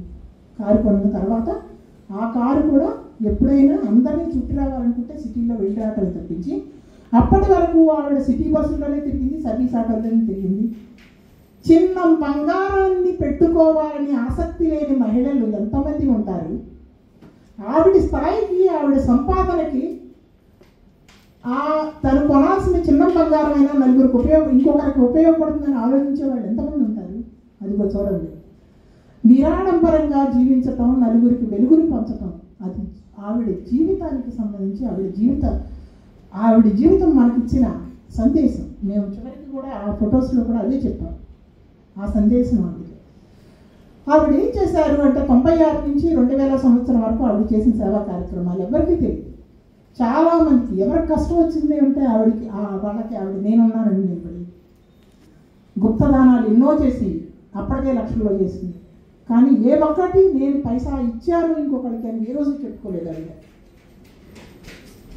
ఎప్పుడు మొదటిసారిగా ఆవిడ దానం గురించి తెలిసింది అంటే, బుక్ ఫెస్టివల్ సొసైటీకి ఇక్కడ విజయవాడ మున్సిపల్ కార్పొరేషన్లో బుక్ ఫెస్టివల్ సొసైటీ వాళ్ళు ఒక లైబ్రరీ కట్టాలి, విజయవాడకి మంచి రీసెర్చ్ లైబ్రరీ అని ఆలోచన చేసినప్పుడు దానికి శంకుస్థాపన కూడా అయింది. నిధుల గురించి ఆలోచిస్తున్న క్రమంలో వాళ్ళ సోదరుడు చంద్రశేఖరరావు గారు, ప్రిన్సిపాల్, రిటైర్డ్ ప్రిన్సిపాల్, ఆయన అట్లాగే పిన్ని, వీళ్ళిద్దరూ కూడా ఆయన వెంటనే స్పందించారు. ఇద్దరు కలిసి మాట్లాడుకున్నారు. వాళ్ళకి మేము నిధులు ఇస్తామని వీళ్ళే ఫోన్ చేసి పిలిచి ఇచ్చారు. ఇవాళ ఆ రీసెర్చ్ గ్రంథాలయం గుమ్మంలో ఎంట్రన్స్లో సుశీలా చంద్రశేఖరరావు అని ఉంటుంది. చంద్రశేఖరరావు గారి శ్రీమతి పేరు. బిల్డింగ్స్కి అంజనం బిల్డింగ్స్ అని ఉంటుంది. మా పిన్ని అమ్మగారు అంజనం గారు.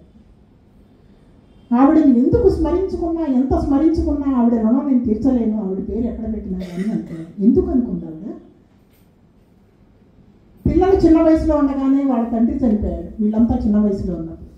వాళ్ళ అమ్మ ఎంత శ్రమ పడిందో, ఒక్క పూట తిండి పెట్టి బిడ్డలకి రెండో పూట గుగ్గిళ్ళు పెట్టి ఎలా కాపాడుకుందో. కానీ ఆమె 6 సంతానం పెన్షనర్స్ అయ్యారు. అంటే 6 విద్యావంతులుగా తీర్చిదిద్దింది ఆవిడ కష్టపడి. ఆ 6 ఉద్యోగులుగా వాళ్ళ కాళ్ళ మీద వాళ్ళు స్వతంత్రంగా జీవించారు. 4 మహిళలు, 2 కొడుకులు కూడా. ఇది చిన్న విషయం కాదు. తను చిన్న వయసులో ₹1 ఖర్చు చేయాల్సి వస్తుంది ఛార్జీకని మైళ్ళ దూరం నడిచి వెళ్ళిన మనిషి చిన్న వయసులో. ఆ మైళ్ళ దూరం నడిచింది ₹1 ఉంచుకునేది. ఆ ₹2 ఉంటే తను తనకు అవసరమైన పుస్తకాలు ప్లగ్ పెట్టింది కదా దాని దగ్గర బ్లాక్ స్విచ్. ఇది మనం ఒక స్థాయికి వచ్చాక మర్చిపోతామంటే చెప్పుకోవడానికి కూడా చాలా మంది సిగ్గుపడతారు. ఒక స్థాయికి వచ్చాము, మేము ఈ స్థాయిలో ఉన్నామంటే మా వెనక మేము ఇట్లాంటి కష్టపడి వచ్చాము, మేము ఇంత పేదరికం నుంచి వచ్చాము, లేదా ఈ కష్టాలు పడి వచ్చేందుకు ఒక ఇది ఉంటుంది చాలా మందిలో. కానీ తనకు చెప్పదు. అది గుర్తు పెట్టుకోకపోతే మనం మనుషులం కాదు. మనం నడిచి వచ్చిన దాన్ని మర్చిపోయిన రోజు మనం మనుషులుగా చచ్చిపోయినట్టు లెక్క అన్నది ఆవిడ. ఎవరైనా కష్టాల్లో ఉన్నారు అంటే ఆవిడకి ఆ బాల్యం గుర్తొచ్చేది. వీళ్ళు ఆ పరిస్థితిలో ఉండకూడదు. మనలాంటి వాళ్ళు ₹1 ఇస్తేనే కదమ్మా వాళ్ళు ప్రశాంతంగా జీవించగలిగేది. ఒకటి.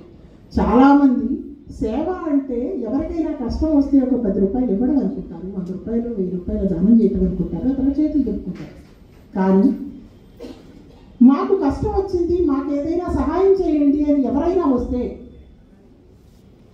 ఆ సహాయం ₹1000, ₹2000, ₹10,000 ఇచ్చి చేతులు చెప్పుకోలేదు ఆవిడ. వాళ్ళ కష్టం ఏంటి? వాళ్ళు మళ్ళీ ఇంకొక రోజు ఎవరి ముందు చెయ్యి చాచకూడదు. ఈ ఆలోచన ఎవరికి ఉంటుందండి? దానికి ఎన్నో ఉదాహరణలు చెప్తాను, కానీ ఒకటి చెప్తాను. విజయవాడలో అంధ విద్యార్థులకు కంప్యూటర్ శిక్షణ ఆవిడ తీసుకున్న ఒక కార్యక్రమం గురించి చెప్పాలంటే, ఒక దివ్యాంగ విద్యార్థి ఒక అతను వచ్చి, మేడం గారు నాకు విద్యార్థి కాదు, అతను పెద్ద అతనే, కుటుంబం ఉంది, నాకు ఇట్లా కంప్యూటర్ అవసరం, నాకు చాలా ఇబ్బందిగా ఉంది, నేను కొనుక్కోలేని పరిస్థితిలో ఉన్నానంటే అతనికి సహాయం చేసింది.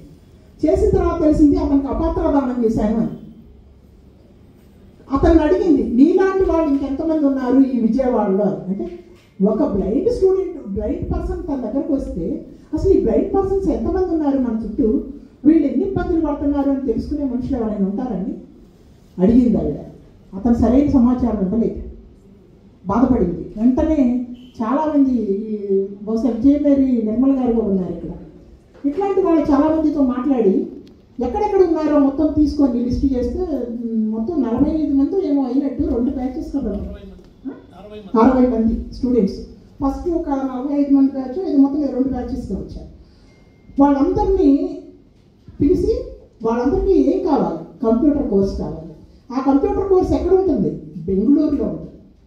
బెంగళూరు వీళ్ళు ఎవరిని తీసుకెళ్తారు? వీళ్ళని ఎవరు తీసుకెళ్తారు? వీళ్ళకు సహాయకారి కావాలి, అంత అసలే పేదవాళ్ళు, చూపు లేదు, తోడెవరు వస్తారు? కానీ ఆ కోర్సు ఇక్కడ చెప్పించాలి అనుకున్నారు.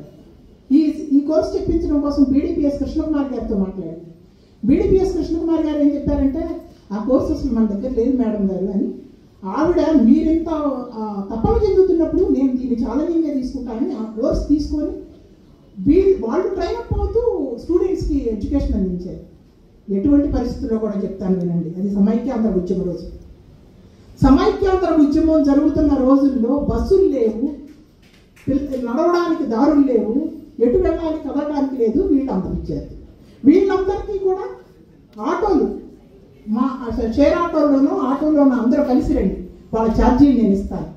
వాళ్ళకి ఛార్జీలు ఇచ్చింది, వాళ్ళకి మధ్యాహ్నం స్నాక్స్ పెట్టింది, పొద్దున్న నుంచి సాయంత్రం వరకు క్లాసెస్ నిర్వహించింది, వాళ్ళకి ఫుడ్ ఇచ్చింది. వీళ్ళందరినీ ఎగ్జామ్స్ పంపించాలనుకుంది. ఆ ఎగ్జామ్స్కి వెళ్ళాలంటే సచివాలయంకి వెళ్ళి కూర్చోవాలి. పొద్దునండి సాయంత్రం కల్లా సచివాలయం నుంచి పర్మిషన్స్ తీసుకొచ్చింది. ఆ లెటర్స్ తీసుకొచ్చి వాళ్ళని కూర్చోబెట్టి 2 నెలల వ్యవధి ఉంది వాళ్ళ ఎగ్జామ్స్కి. ఈ 2 నెలల వ్యవధిలో ఆదివారాలు లేవు, సోమవారాలు లేవు, అన్ని రోజులు ఆవిడ ఛార్జీలు పెట్టి రప్పించి వాళ్ళకి ట్రైనప్ చేసి ఎగ్జామ్స్ పంపిస్తే అందరూ 90% పర్సెంటేజ్ మార్కులతో పాస్ అయ్యారు. గుర్తుపెట్టుకోండి, చూపు ఉన్నవాళ్ళు కాదు, చూపు లేని వాళ్ళు 2 నెలల కాలంలో పట్టుదలగా ఒక కోర్సు నేర్చుకుని కంప్యూటర్ కోర్సు 90%, 94, 96, 92 ఇట్లాంటి పర్సెంటేజ్ వాళ్ళు పాస్ అయ్యారు. వాళ్ళ నంబర్లు దొరకలేదు. మాకు ఒక స్టూడెంట్ ఇక్కడికి వచ్చారు, చెప్తాను. వాళ్ళు అన్నారు, ఎవరన్నారు విమల గారికి పిల్లలు లేరని? మేమంతా మా పిల్లలం కదా, ఏ అమ్మాయినా ఇంత చేయగలరా అని. ఎందుకన్నారు? అది వాళ్ళకి ఆవిడ చేసిన సహాయానికి వాళ్ళు స్పందనది. సరే డిగ్రీ అయిపోయింది, నేను ప్రభుత్వ ఉద్యోగాలు ఇప్పిస్తాను రికమెండ్ చేశాను. వద్దు మేడం మేము పీజీ చేస్తామన్నారు. పీజీ చేయండి, ఓకే. పీజీ చేసేటప్పుడు వాళ్ళు అసైన్మెంట్స్ రాయాలి. ఏమంటే స్టూడెంట్స్గా ఉన్నాళ్ళే ఎవరికైనా అసైన్మెంట్ రాసి పెట్టమంటే ఎలా ఫీల్ అవుతారో తెలియదు. 87 నియర్లీ 75, 80 మధ్య ఉంది అప్పుడు ఆవిడ వయసు. ఆవిడ కూర్చొని అసైన్మెంట్లు రాశారు ఆవిడ పిల్లలకి, స్టూడెంట్స్ కొంతమందికి. ఎవరు చేస్తారు ఈ పని? అంత టైం అంత వాళ్ళ కోసం స్పెండ్ చేసిన తర్వాత వాళ్ళలో కొంతమందికి ఇన్కమ్ ట్యాక్స్, సేల్స్ ట్యాక్స్, లేదంటే బ్యాంకింగ్ అనుకుంటా చాలా ప్రభుత్వ ఉద్యోగాలే వాళ్ళకి వచ్చినాయి. తను ఎంత ఆనందపడింది ఆ రోజు. మనం ఒక బిడ్డ పాస్ అయితే మంచి మార్కులు వస్తే 10 మంది చెప్పుకుంటాం, మా పిల్లలు ఫస్ట్ ర్యాంక్ వచ్చిందండి, ఫస్ట్ ర్యాంక్ వచ్చిందని. అవసరమైతే ఫేస్బుక్ నిండా పెట్టేస్తాం, వాడి 2వ ర్యాంక్ రాయండి, 3వ ర్యాంక్ రాయమంటే, ఫస్ట్ ర్యాంక్ రాయమంటే మా అబ్బాయికి ఇన్ని మార్కులు వచ్చింది. కానీ ఇంతమంది పిల్లల్ని చదివించి అందరూ టాప్ ర్యాంకర్స్లో వచ్చి వాళ్ళందరూ ప్రభుత్వ ఉద్యోగాల్లో చేరిన రోజు ఆవిడ ఎంత సంతోషపడి ఉంటుంది. ఇది ఆవిడ చేసిన పని. మనం మహిళలకు రక్షణ లేదు అని ఆవేదన చెప్తాం. ఆత్మరక్షణ ఆడపిల్లలకు అవసరమని ఆడపిల్లలకి కరాటే శిక్షణ నడిపింది. మహిళలకు వాళ్ళ కాళ్ళ మీద వాళ్ళు నిలబడాలి, వాళ్ళకి ఆర్థిక స్వతంత్రం కావాలనుకోండి. చుట్టుపక్కల ఉన్న మహిళలందరినీ పిలిచి కుంటు శిక్షణ కేంద్రం నిర్వహిస్తున్నాం రండి. కానీ వాళ్ళకి అందరికీ చెప్పింది, ఒక్కరోజు మానేసేడినా మీరు రావద్దు నా దగ్గరికి. నేను 3 నెలలకు ట్రైనింగ్, 3 నెలలు మీరు వచ్చేటైతేనే రండి, ఆ టైంకి వచ్చేటైతేనే రండి, ఇంకే సాకులు చెప్పేటైతే. అందరూ పక్కా పర్ఫెక్ట్గా వచ్చారు, చక్కగా నేర్చుకున్నారు, అయిపోయిందా. 10th class qualification, 8th class qualification government rule, higher వాళ్ళు ఎగ్జామ్స్ రాయాలంటే. కానీ 10th క్వాలిఫికేషన్ పెట్టింది. ఎందుకంటే ఇప్పుడు అంత ఎడ్యుకేషన్ వాల్యూస్ లేవు, 10th ఉండాల్సిందే. వాళ్ళందరినీ హయ్యర్ ఎగ్జామ్స్ పంపాలి. వీళ్ళు ఎక్కడికి వెళ్ళాలి పరీక్షకి వెళ్ళాలంటే బందరు వెళ్ళాలి, మిషన్లు పట్టుకొని. ఆడపిల్లలు ఈ మిషన్లు పట్టుకొని బందరు వరకు ఎట్లా వెళ్తారు? వెంటనే ఎమ్మెల్సీ బొడ్నాయేశ్వర గారు ఈరోజు అత్యవసరంగా రావాల్సిన ఆయన మాతో కలిసి ప్రయాణం చేసిన ఆయన మాజీ ఎమ్మెల్సీ, ఆయన కలిసి నాగేశ్వర గారు ఇది పరిస్థితి, విజయవాడకి కేంద్రాన్ని మనం తీసుకురావాలన్నా పరీక్షా కేంద్రాన్ని. తప్పకుండా మేడం నా ప్రయత్నం నేను చేస్తానన్నారు. ఆయన వెళ్ళారు, కదిలించారు. విజయవాడలో ఎగ్జామినేషన్ సెంటర్ వచ్చింది, టైలింగ్ సెంటర్. వీళ్ళందరూ విజయవాడలో పరీక్ష రాస్తారు. ఎవరు చేస్తారండి పని? ₹1 సహాయం ఇచ్చి చేతులు దులుపుకుంటారా? ఇంత కృషి చేసి వాళ్ళందరినీ చేసిన తర్వాత ఈ పరీక్షలు పాస్ అయిన వాళ్ళందరికీ గుంటూరు ట్రైనింగ్కి పంపిందండి. గుంటూరులో ఆ ట్రైనింగ్ వాళ్ళకి టీచర్ ట్రైనింగ్, టీటీసీ, వాళ్ళకి ఛార్జీలు ఇచ్చి వాళ్ళకి బస్ పాసులు తీసుకొని వాళ్ళని రెగ్యులర్గా గుంటూరు పంపించి ట్రైనప్ చేసిన తర్వాత వాళ్ళందరి కోర్సు అయిపోయిన తర్వాత ఆవిడ ప్రభుత్వం ముందు ఒక జిల్లా కలెక్టర్ గారికి ఒక విన్నపం ఇచ్చారు, విజ్ఞాపన పత్రం. ఎమ్మెల్యే కూడా ఇచ్చారు. ఏంటి అంటే వీళ్ళందరికీ ఇదివరకు గవర్నమెంట్ స్కూల్స్లో క్రాఫ్ట్ టీచర్స్ ఉండేవాళ్ళు, ఇప్పుడు లేరు. వీళ్ళందరికీ క్రాఫ్ట్ టీచర్ ఉద్యోగాలు ఇవ్వండి అని ప్రభుత్వం వెంటనే ఆ దిశగా ఆలోచిస్తామని చెప్పి అంది. నాకు తెలిసి కొంతమందికి పోస్టులు వచ్చినాయి. అది ఎలా అయింది అని తెలిసింది, కానీ ఆ తర్వాత ఏం జరిగింది అంత ఫాలో అప్ నాకు గుర్తులేదు. కానీ ఆవిడ చేసిన ప్రయత్నం ఎట్లాంటిదో చెప్తున్నాను. ఇవి నేను మామూలుగా మీకు చెప్పిన అంశాలు.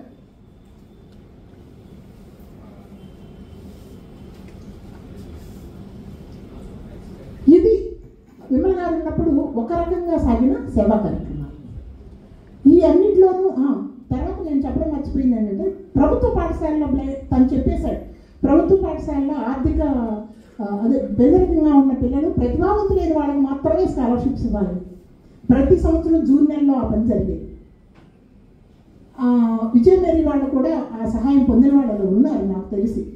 తర్వాత ప్రభుత్వమే వీళ్ళకి ఇది ఇవ్వడం మొదలుపెట్టిన తర్వాత దాన్ని పక్కకు మళ్ళించి ఇంగ్లీష్ గ్రామర్ బుక్స్ ఇవ్వడం మొదలైంది. మా బావ ఒక ఆయన రామకోటేశ్వరరావు గారిని తెలుగు మీడియం పిల్లలకు అర్థమయ్యేలాగా ఆయన మంచి గ్రామర్ పుస్తకం రాశారు. ప్రభుత్వ పాఠశాలలో ఉన్న వాళ్ళందరికీ ఆ గ్రామర్ పుస్తకాలని తను పంపిణీ చేసింది. ఇదైపోయింది. వెంటనే డిక్షనరీలు ప్రభుత్వం ఇంగ్లీష్ మీడియం స్కూల్స్గా మారుస్తుంటే పిల్లలకి ఇంగ్లీష్ రాకుండా ఎట్లా అని మాట్లాడి శ్రీ విశ్వేశ్వరరావు గారు ఇక్కడే ఉన్నారు. విశ్వేశ్వరరావు గారి దగ్గరికి వెళ్ళి కూర్చున్నాం. ఆయన మాట్లాడితే మధుసూదనరావు గారి పేరు చెప్పారు, దేవినేని మధుసూదనరావు గారు. ఆయన సహాయంతో డిక్షనరీలు ప్రింట్ చేసి జిల్లా అంతా ప్రభుత్వ పాఠశాలల్లో 8th, 9th స్టూడెంట్స్ అంటే కరెక్ట్గా ఏ క్రూషియల్ పీరియడ్లో ఎవరికి అవసరమో వాళ్ళకి గవర్నమెంట్ స్కూల్స్ విజయవాడ కార్పొరేషన్ చుట్టుపక్కల ప్రభుత్వ పాఠశాలన్నింటిలోనూ ఇప్పించారు. ప్లస్ యూటీఎఫ్ వాళ్ళతో మాట్లాడి వాళ్ళు వచ్చి మాట్లాడినప్పుడు 10th విద్యార్థులకు స్టడీ మెటీరియల్ ప్రభుత్వ పాఠశాల దాన్ని ఇప్పించింది. దానికి ఎంత ఖర్చు చేశారు? అలా తను విద్యారంగంలో కానివ్వండి, వీటన్నిటికంటే ముందు తను చెప్పింది వైద్య రంగం. ఫస్ట్ ప్రారంభించింది ఉచిత హోమియో హాస్పిటల్ని తను నిర్మించి అక్కడ ఒక డాక్టర్ని పర్మనెంట్గా అలాట్ చేసి వాళ్ళకి ఉచిత వైద్య సేవలు అందేలాగా ఆవిడ చర్య తీసుకున్నారు. ఫస్ట్ చేసిన సేవ ఈ అన్ని చేయడం కోసమే తన భర్త, మా బాబాయ్ వెంకటేశ్వరరావు గారు, ఆయన సహోదరులు, మా నాన్న, మా బాబాయ్, ఇంకో పెద్దనాన్న, ఈ నలుగురు పేరు మీద వడ్లమూడి బ్రదర్స్ చారిటబుల్ ట్రస్ట్ స్థాపించడం, ఆ ట్రస్ట్ ఆధ్వర్యంలో సేవా కార్యక్రమాలు కొనసాగించడం. ఇదంతా ఒక భాగం. ఇందాకే చెప్పారు, సొంత లాభం కొంత మానుకోవడం కాదు, అంతా మానుకొద్ది. చెప్పేసిన విషయమే మళ్ళీ చెప్పాల్సిన అవసరం లేదు. కానీ ఇళ్ళని మొత్తం డబ్బులు తీసుకెళ్ళి సీనియర్ సిటిజన్ హోమ్ కట్టడం కోసం అవుతుంది. అయితే అది ఆవిడ కళ్ళతో చూసుకోకుండా వెళ్ళిపోయారు. అది మాత్రమే నాకు బాధ. కానీ ఆవిడ సంపూర్ణ జీవితాన్ని గడిపారు. ఆ జీవితం ఆవిడ ఎలా గడపాలో అలాగే గడిపారు. ఆ జీవితాన్ని ఆవిడ చేతిలోనే ఉంచుకున్నారు. ఎలా వెళ్ళిపోవాలో అలా కూడా వెళ్ళిపోయారు. ఆవిడ తన శరీరాన్ని పెనమనేని వైద్య కళాశాలకు ఇవ్వాలనుకున్నారు.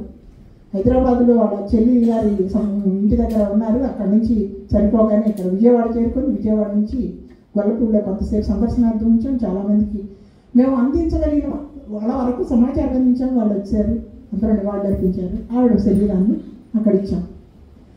ఇవన్నీ అసలు ఈ సభ ఇటువంటి కార్యక్రమాలకు ఆవిడకి ఇష్టం లేదు. ముందే ఆ రోజుతో క్లోజ్ చేసామని చెప్పారు. కానీ ఇది ఎందుకు చేశాను?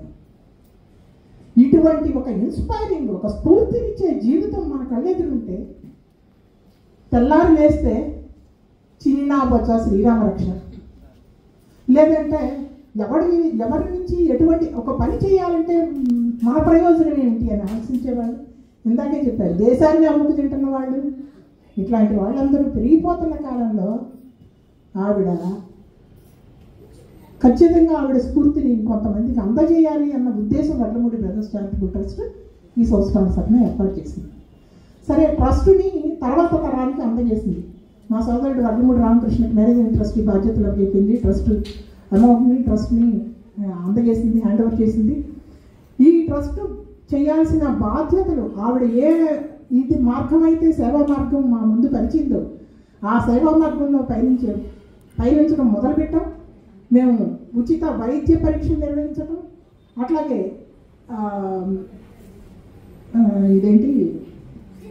ప్రభుత్వ పాఠశాల విద్యార్థులకి ఏదైతే పేద విద్యార్థులు, ప్రతిభావంతులైన విద్యార్థులు వాళ్ళ స్కాలర్షిప్స్ ఇవ్వాలో వాళ్ళకి ఇస్తున్నాం. అది నలుగురు అన్నదమ్ముల వర్ధంతుల్లోనూ మేము ఆ కార్యక్రమం కొనసాగుతుంది. ఈ రోజు కూడా ఇక్కడ కొన్ని ఆవిడ ఆశయం ఏదైతే ఉందో దానికి అనుగుణంగా మేము కొంతమంది విద్యార్థులు, ఆర్థికంగా వెనుకబాటులో ఉన్న ప్రతిభావంతులైన విద్యార్థులకు ఇక్కడ స్కాలర్షిప్స్ ఇవ్వబోతున్నాం. ఈ తర్వాత ప్రతి సంవత్సరము జనవరి 26వ తేదీన మేధా అనే ఒక కార్యక్రమం నిర్వహిస్తూ గొల్లపూడిలో ప్రభుత్వ పాఠశాలలో ఉన్న పిల్లలలో ఉన్న మేధస్సుని వెలికి తీసే ప్రయత్నంలో భాగంగా క్విజ్, వ్యాసరచన, స్టోరీ టెల్లింగ్ ఇటువంటి పోటీలను మేము నిర్వహిస్తున్నాం. ఇవన్నీ విమల గారి దీన్ని ముందుకు తీసుకెళ్ళడం మార్గాన్ని, సేవా మార్గంలో మేము నడవడంలో భాగమే. ఈ కృషిని, ఈ మా ప్రయాణాన్ని ఇక ముందు కూడా తీసుకువెళ్తాం. ఇంతసేపు విమల గారి సేవా కార్యక్రమాల గురించి ఒప్పుగా ఉన్న మీ అందరికీ ప్రత్యేక ధన్యవాదాలు తెలియజేస్తూ, మా ట్రస్ట్ కార్యక్రమాల గురించి వివరంగా తెలియజేసింది పద్మ. దాంతో ఒక్కొక్క విషయాన్ని గుర్తు చేయదలుచుకున్నాను. ఇందాక పద్మ చెప్పినప్పుడు బీడీపీఎస్ సహకారంతో ఒక 60 మంది విద్యార్థులకి కంప్యూటర్ ట్రైనింగ్ అంధ విద్యార్థులకు ఇవ్వడం జరిగిందని చెప్పింది. ఆ 60 మంది విద్యార్థుల్లో సగం మంది విద్యార్థులకు ప్రభుత్వ ఉద్యోగాలు వచ్చింది. అది మా ట్రస్ట్ నిర్వహించినట్లు గర్వకారణంగా పిలువడం. ఆ మిగిలిన సగం మంది కూడా ఉన్నత చదువులకి ప్రైవేటు సంస్థల్లో ఉద్యోగానికి వెళ్ళారు. దాదాపు మాకు తెలిసి అందరూ కూడా ఏదో రకంగా అకామిడేట్ అయ్యారు ఉద్యోగరీత్యా. అది మా ట్రస్ట్కి ఆ కార్యక్రమాన్ని ప్రారంభించిన విమల గారికి కూడా మా అందరూ కూడా చాలా స్ఫూర్తిదాయకం. ఆ విషయాన్ని కూడా మీతో పంచుకోవాలనిపించి ఇప్పుడు అది చెప్పాను మీకు.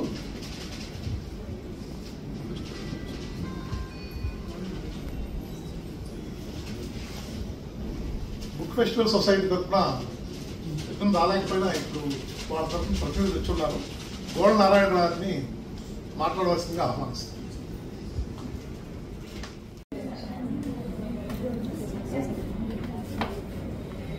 అందరికీ నమస్కారం.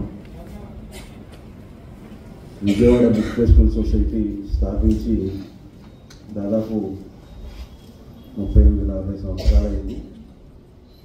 అయితే విజయవాడ బుక్ ఫెస్టివల్ సొసైటీకి ఒక భవనం కావాలి అని ఒక ఆలోచన వచ్చినప్పుడు 20 సంవత్సరాల క్రితం మొట్టమొదట బుక్ ఫెస్టివల్ సొసైటీ భవనం నిర్మాణానికి చేయూతనిచ్చింది చంద్రశేఖర్ గారు, విమల గారు.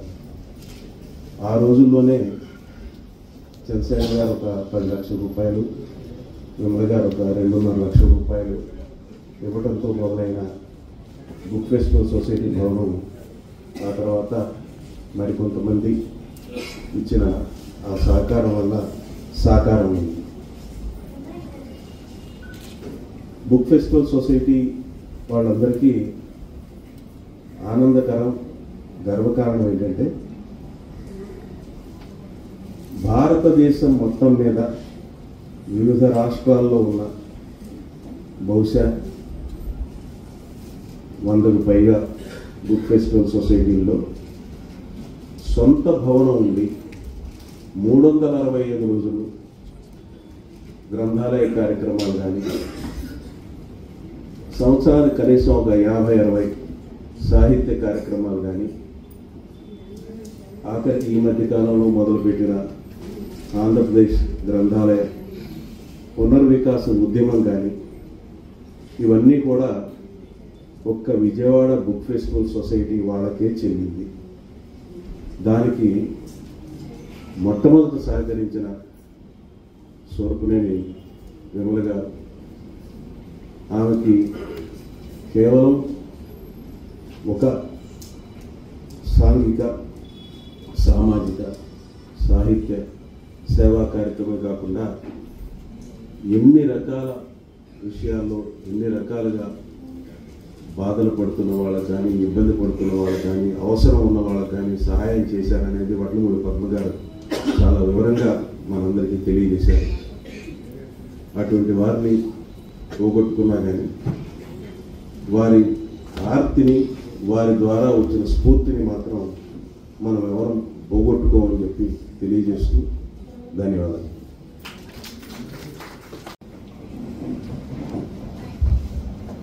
ఫెస్టివల్ సొసైటీ తరఫున మాట్లాడిన నారాయణరావు ధన్యవాదాలు. ఇప్పుడు మా ట్రస్ట్ ఆడిటర్గా పనిచేసిన కృష్ణార్జున గారు ఆయన భావాలని పంచుకోవడానికి ఆహ్వానిస్తున్నారు.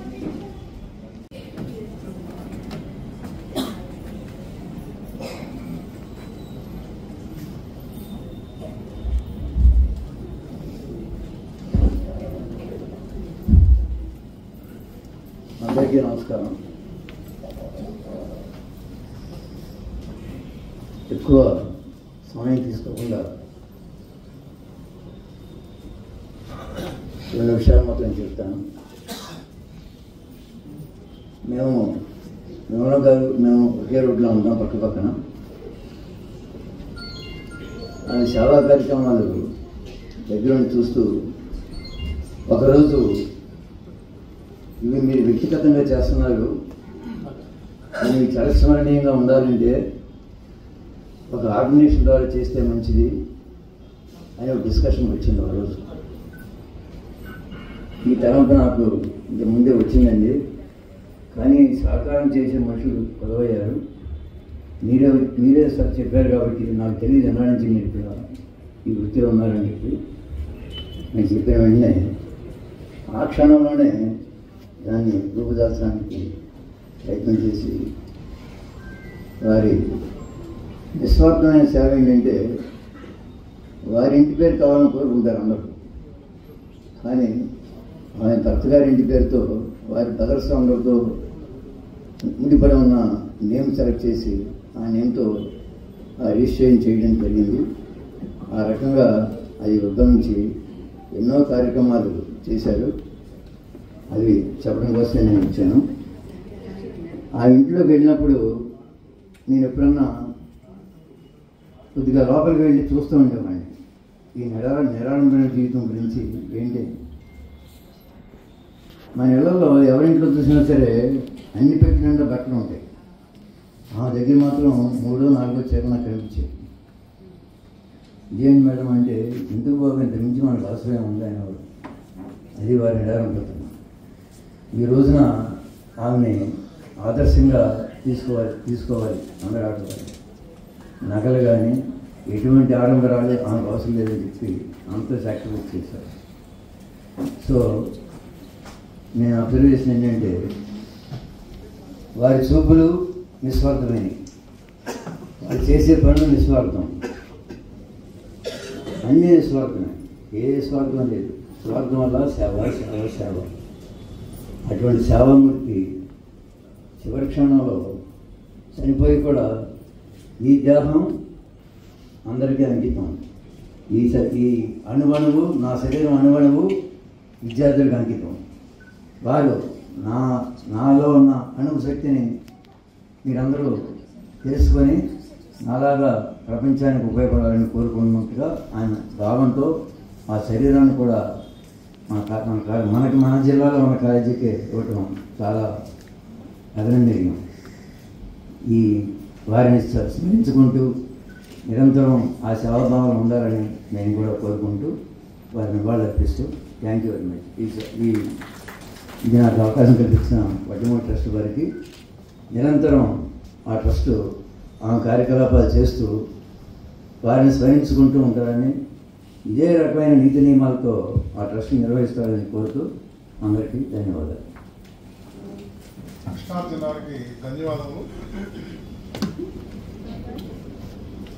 Deputy commissioner sales tax Ravindrababu garu, visually challenged employees association state president Ravindrababu గారిని మాట్లాడాల్సిందిగా, క్లుప్తంగా మాట్లాడాల్సిందిగా కోరుతున్నాను.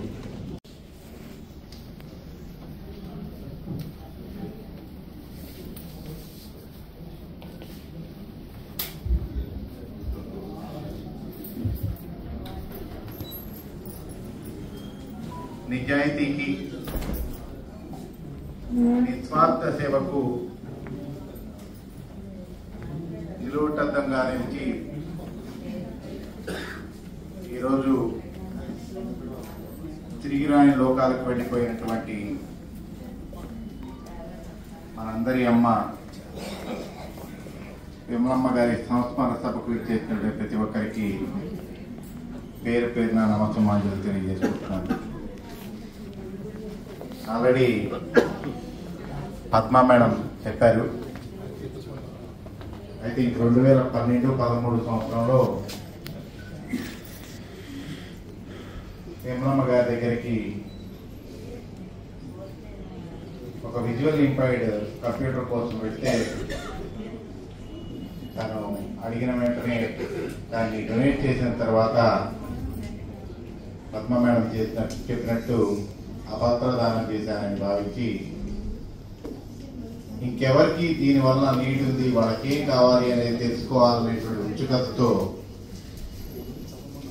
ఆమె ఎవరినో సంప్రదించగా నా పేరు సజెస్ట్ చేశారు. వెంటనే నా నెంబర్ తీసుకుని, మేడం నాకు ఫోన్ చేసి ఒకసారి మా ఇంటికి వస్తారా అని చెప్పేసి నన్ను అడిగింది. నేను వెళ్ళిన తర్వాత ఈ విధంగా జరిగింది, వాళ్ళకి ఏమి కావాలి అనేటువంటి దాని మీద నాకు స్పష్టత లేదు కాబట్టి మీరు సూచనలు సలహాలు ఇస్తే దాని ప్రకారం ముందుకు వెళ్దామని చెప్పినప్పుడు ఇలా ఎవరికో ఇండివిజువల్గా కంప్యూటర్స్ ఏదో ఇవ్వడం కరెక్ట్ కాదు మేడం. ఏదైతే ల్యాక్ ఆఫ్ కంప్యూటర్ నాలెడ్జ్, ఏదైతే యాక్సెసిబుల్ ప్రాబ్లమ్స్ ఉన్నాయో ఈ విజువల్ ఇంపైర్డ్కి సంబంధించి ఈ కంప్యూటర్ ట్రైనింగ్ సెంటర్స్ అనేటువంటివి ఎక్కడా ఉండవు. కాబట్టి ఆ కంప్యూటర్ ట్రైనింగ్ ఏదో మనం ఎక్కడే ఇస్తే బాగుంటుంది అని చెప్పేసి నేను సజెస్ట్ చేసినప్పుడు దాన్ని కావాల్సినటువంటి ఇవన్నీ కూడా నాకు తెలియదు కాబట్టి మీరు సజెస్ట్ చేయండి అని చెప్తే దానికి కావాల్సినటువంటి సాఫ్ట్వేర్ నేను రెడీ చేస్తాను అంటే దానికి ఎంత అవుతుందంటే నేను ఫ్రీ ఆఫ్ కాస్ట్ నేను రెడీ చేస్తానని చెప్పేసి నేను అష్యూరెన్స్ ఇవ్వడం జరిగింది. ఆ తర్వాత మేడం ఆమె బాధ్యతగా కరెన్సీ నగర్ కమ్యూనిటీ హాల్ మాట్లాడటం, ఆ కమ్యూనిటీ హాల్లో ఈ కంప్యూటర్స్ ఏర్పాటు చేయటం, నేను హామీ ఇచ్చినట్టు దానికి సంబంధించినటువంటి జాబ్ సాఫ్ట్వేర్ని ప్రొవైడ్ చేయటం, 2 బ్యాచెస్గా వాళ్ళని విడగొట్టి చాలా మందికి కంప్యూటర్ ట్రైనింగ్ దాదాపు 50-60 మంది కంప్యూటర్ ట్రైనింగ్ ఇవ్వడం, వారిలో ఆల్మోస్ట్ 50% కాదు 75% మెంబర్స్కి ప్రభుత్వ ఉద్యోగాలు అంటే బ్యాంకింగ్ రంగం కానీ లేకపోతే ఇటు స్టేట్ గవర్నమెంట్కి సంబంధించినటువంటి వివిధ డిపార్ట్మెంట్లో ఉద్యోగాలు రావడం అంటే అది మేడం తీసుకున్నటువంటి ఆ నిర్ణయం మేరకే అనేటువంటి విషయాన్ని తెలియజేయడానికి సంతోషిస్తున్నాం. అంటే ఆమె ఒక దాంట్లో మనం ఫెయిల్ అయినా సరే దాంట్లోనే ఏం వెతుక్కుని ఏమి చేయొచ్చు అనేటువంటి దానికి ఆమె ఆలోచన ఆ రోజు నిదర్శనం అనేటువంటి విషయాన్ని మనం గుర్తించాలి. అలాగే అదే విషయమే కాకుండా SRR కాలేజీలో చదివేటువంటి పిల్లలకి, ఈ బ్లైండ్ పిల్లలకి ఈ జియోన్ హాస్టల్ అని చెప్పేసి లేకపోతే గవర్నమెంట్ హోమ్ లో చదువుకునేటువంటి పిల్లలకి వాళ్ళకి ఇయర్లీ 1500-2000 ఫీజు కట్టాలి. ఆ ఫీజు కూడా మేడమే ప్రతి సంవత్సరం కూడా ఆమె పే చేసేవాళ్ళు ఈ విజువల్ ఇంపైర్డ్కి సంబంధించి. ఈ విధంగా ఎస్పెషల్లీ మా విజువల్ ఇంపైర్డ్ కమ్యూనిటీకి సంబంధించి ఆ రోజు మేడం ఇచ్చినటువంటి తోడ్పాటు మర్చిపోలేదనే విషయాన్ని మీ అందరికీ గుర్తు చేస్తూ ఇప్పుడు ఏదైతే ట్రస్ట్ కార్యకలాపాలు ఆమె పేరుతో కంటిన్యూ చేస్తూ ఉన్నారో దాంట్లో మేడం గారి ఆశయాల్లో భాగంగా ఈ విజువల్ ఇంపైర్డ్ కమ్యూనిటీకి కూడా గుర్తుంచుకొని దాన్ని కూడా ఆ సేవా కార్యక్రమాల్లో చేసుకునే విధంగా ఉండవలసిందిగా కోరుతూ మరొకసారి ఆమెకు ఆత్మశాంతి చేకూరాలని ఆ భగవంతుని ప్రార్థిస్తూ థ్యాంక్ యూ.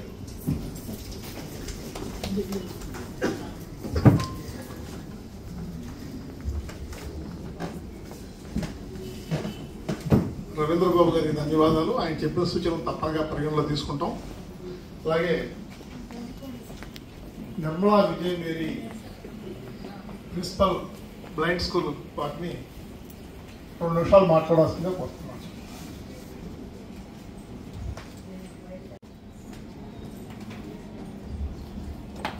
అందరికీ మా విజయ్ మేరీ ఇంటిగ్రేటెడ్ స్కూల్ కొత్త బ్లైండ్ తరఫున శుభవందనాలు తెలియజేస్తున్నాను.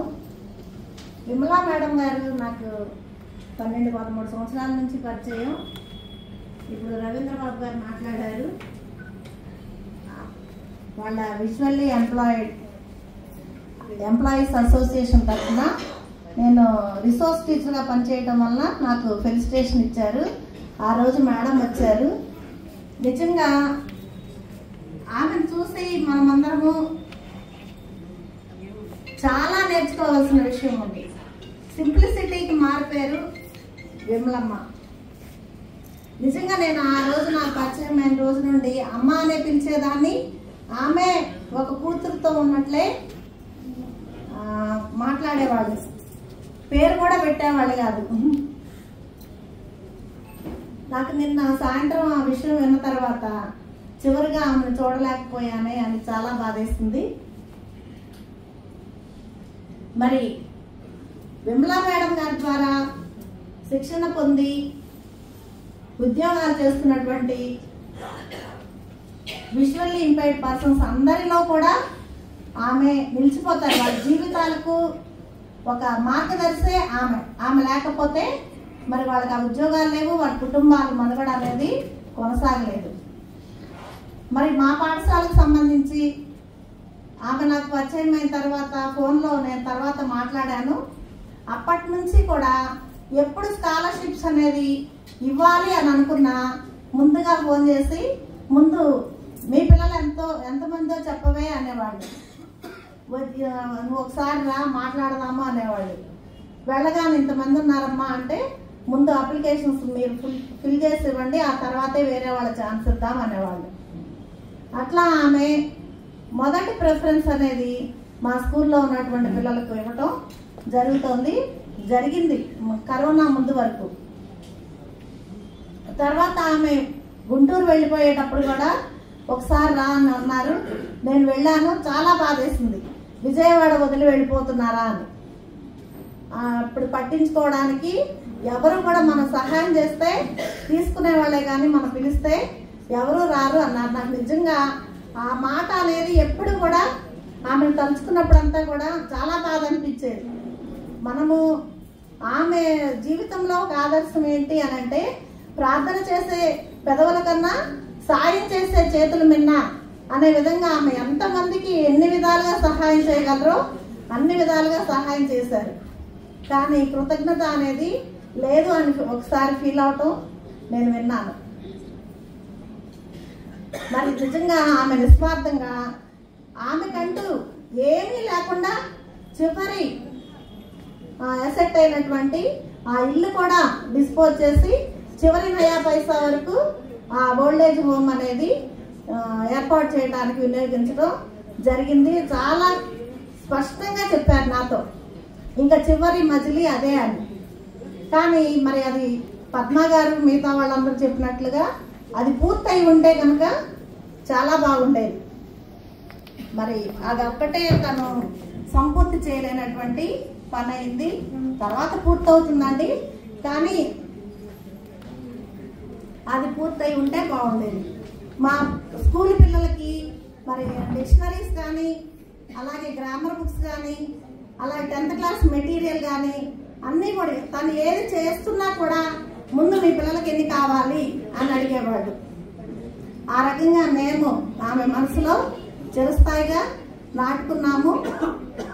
మరి మున్ముందు కూడా మా పాఠశాలను ఈ పెద్దలందరూ కూడా గుర్తుంచుకోవాలని, మరి అలాగే ఈ విమలా మేడం గారు వారి యొక్క ఆత్మ నిత్య విశ్రాంతి పొందాలని, మనందరి మనసుల్లో ఆమె చిరస్మరణీయురాలుగా చిరస్థాయిగా ఎప్పటికీ నిలిచిపోతారని ఆశిస్తున్నాను. Thank you.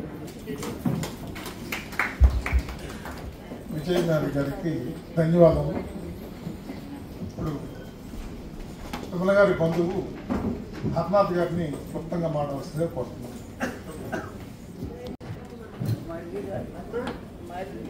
సభకు నమస్కారం. నాకు వదిన ఆమె 61 సంవత్సరాల నుంచి మాకు అసోసియేషన్ ఉంది. ఆమె మా కుటుంబ సభ్యురాలుగానే ఉంది. ఆమె ఎప్పుడు మా దగ్గర చాలా కాలం ఉంది. ఆమె సేవా తత్పరత మాకు చాలా నచ్చేది. అంచేత ఆమె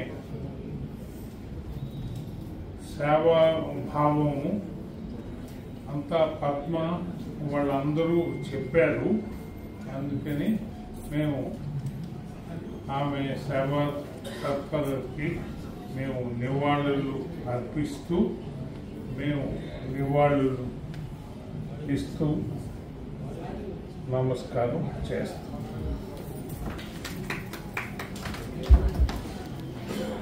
హర్నాథ్ గారు విమల గారి చెల్లెలి భర్త మరిది.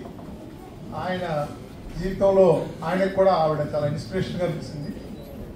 ఆయన కూడా ఈ వేదిక మీద షేర్ చేసుకోవటం బాగుంది. దాని ఫస్ట్ తరఫున ఆయనకు కూడా ధన్యవాదాలు తెలియజేస్తూ, అలాగే ఇందాక మనందరం అనుకున్నాము బీడీపీ ట్రైనింగ్ పొందిన బ్లైండ్ విద్యార్థులు ఉన్నారు. అందులో అందరికీ మేము సమాచారం అందరికన్నా కొంతమందికి అందించగలిగాం. ఆ స్టూడెంట్ దుర్గారావు అనే అతను బాధలై ఉన్నాడు. ఆ దుర్గారావు తన అనుభవాన్ని, తన పొందిన ప్రయోజనాన్ని వివరిస్తాడని కోరుకుంటూ అతను రమ్మంటారు.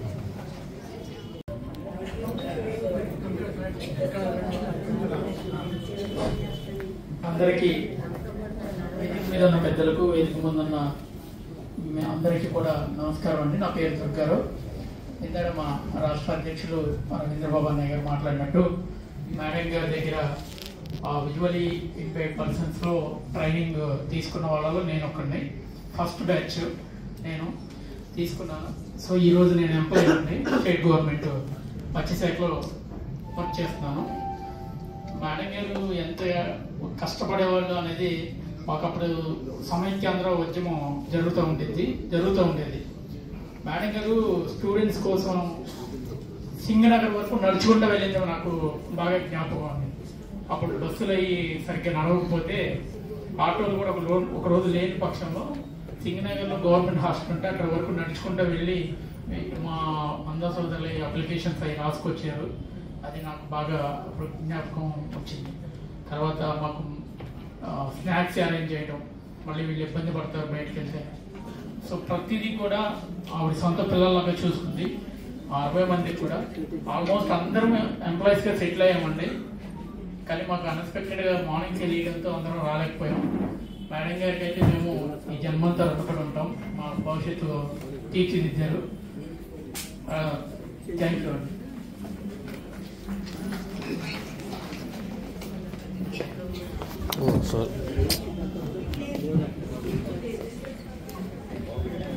గారికి ధన్యవాదాలు. అయితే అందరికీ వాళ్ళందరికీ ఫోన్ నెంబర్లు మా దగ్గర లేనందువల్ల అందరికీ సమాచారం అందించలేదు. అయినా ఆయన ఆదాయాలు. అయితే ఈ సందర్భంగా ఆయనకి నేను గుర్తు చేయదలుచుకున్నాను.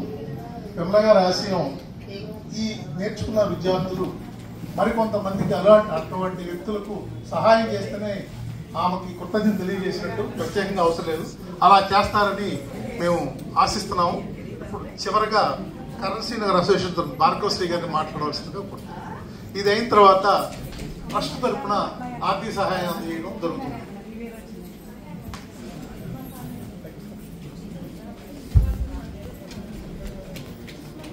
అధ్యక్ష, సభకు విచ్చేసిన మిత్రులారా, మానవత్వానికి మారుపేరుగా నిలిచిన ప్రముఖ మానవతావాది శ్రీమతి యమలమ్మ గారికి, సేవకు మారుపేరుగా నిలిచిన సంఘ సేవకురాలుగా తన జీవితాన్ని గడిపిన యమలమ్మ గారికి అందరి తరపున జోహార్లు తెలియజేస్తూ ఉన్నాం. మా కరెన్సీ నగర్ లో ఆమెతో ఉన్న అనుబంధం కానివ్వండి, జ్ఞాపకాలు కానివ్వండి, మాకు చాలా ఉన్నాయి. అయితే సమయాభావం ఉంది కాబట్టి 2-3 విషయాలు నేను ప్రస్తావిస్తాను. మొదటిది, యమలమ్మ గారి భర్త వెంకటేశ్వరరావు గారు కరెన్సీ నగర్ కాలనీ కమిటీలో ఆనాటి పీరియడ్ లో వైస్ ప్రెసిడెంట్ గా కూడాను ఆయన పనిచేశారు. కరెన్సీ నగర్ కాలనీకి ఆయన ఎంతో సౌమ్యుడు, మాకు తెలిసిన వరకు ఆయన ఎంతో సౌమ్యుడు, ఉదార స్వభావం కలిగిన వాడు, ఎంతో ఆశయాలతో కూడాను అందరినీ ప్రోత్సహించే వ్యక్తి వెంకటేశ్వరరావు గారు. ఇందాక మన మిత్రులు చెప్పినట్టుగా వెంకటేశ్వరరావు గారి ప్రోత్సాహం పూర్తిగా కూడాను యమలమ్మ గారికి ఉండటంతో కూడాను ఆమె ఏమాత్రం కూడా ఎదురు లేకుండా కూడాను, ఎటువంటి ఆటంకాలు లేకుండా కూడాను తన ఏదైతే అనుకున్నదో వాటన్నిటిని కూడా సాధించడం కోసం కూడాను ఆమె కృషి చేయడం జరిగింది. అట్లానే యమలమ్మ గారు మా కాలనీ కమిటీకి అనేక విధాలుగా సహకరించారు. మా కాలనీ కమిటీలో మెంబర్ గా ఉండేవాళ్ళు, కాలనీ కమిటీ సమావేశాలకు వచ్చేవాళ్ళు. అయితే ఆమె క్రమశిక్షణకి మారుపేరుగా ఉండేవాళ్ళు కాబట్టి ప్రకటించిన టైం ప్రకారం వచ్చేవాళ్ళు. ఎవరు రాకపోతే ఆమె వెళ్ళిపోయేవారు, నిరసనగా వెళ్ళిపోయేవారు, అంతే, ఉండేవాళ్ళు కాదు. అది ఆ సమయ పాలన, క్రమశిక్షణ ఎవరికైనా అవసరం అట్లా పాటించడానికి మీటింగ్ లో నేను ఉండనని చెప్పేసి వెళ్ళిపోయేవాళ్ళు. అది ఆమె నుంచి నేర్చుకోవాల్సిన ముఖ్యమైన విషయం. అట్లానే మా కాలనీ కమిటీకి సంబంధించి కూడాను మేము మా కాలనీలో పార్క్ ఉన్నది, ఆ పార్క్ కి కూడాను ఆమె సహకారం అందించారు. ఆ పార్క్ లో జిమ్ ఐటమ్స్ పెట్టుకోవడం కోసం 30,000 సహకారం ఇస్తే ఆ 30,000 సహకారం ఇవ్వడానికి ఆమె కండిషన్ పెట్టారు. మీ కాలనీ కమిటీ తరఫున 10,000 ఇవ్వాలి, మొత్తం 40,000. 40,000తో మనం తీసుకుందాం, మీ కాలనీ కమిటీ కూడా బాధ్యత వహించాలని చెప్పేసి కండిషన్ పెట్టారు. ఆ కండిషన్ కి మేము అంగీకరించి 10,000 ఆ బ్యాంక్ అకౌంట్ లో వేసి 40,000తో మేము మా కరెన్సీ నగర్ పార్క్ లో జిమ్ ఐటమ్స్ ని ప్రారంభించగలిగాం.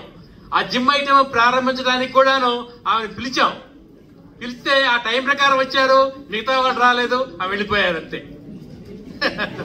అట్లా ఆమె క్రమశిక్షణ పద్ధతి ఇవన్నీ కూడా చాలా ఆమె నుంచి నేర్చుకోవాల్సి ఉన్నది. ఆ తర్వాత మన మిత్రులు చెప్పినట్టుగా ఆమె చేతన సంస్థకి వెళ్ళటం, చేతన సంస్థకి మమ్మల్ని తీసుకెళ్ళింది, మేము వెళ్ళాము, చూసాము. ఆమె మంగాదేవి గారు విమలమ్మ గారి సహచరి, ఆమె కూడా ఉద్యోగం చేసింది. తర్వాత ఆమె చేతనా సంస్థ గుంటూరులో మరి విజ్ఞానాది కాలేజీ స్కూల్ ఇవన్నీ కూడా నిర్వహిస్తూ ఉన్నారు. ఆ చేతనా సంస్థలో చేరిన తర్వాత ఆమె మరింత ఆనందకరంగా ఉన్నది. ఆమెను ఎంతో గౌరవంగా చేతనా సంస్థ వాళ్ళు చూసుకున్నారు. ఆమెకు కావాల్సిన ఏర్పాట్లన్నీ చూసుకున్నారు.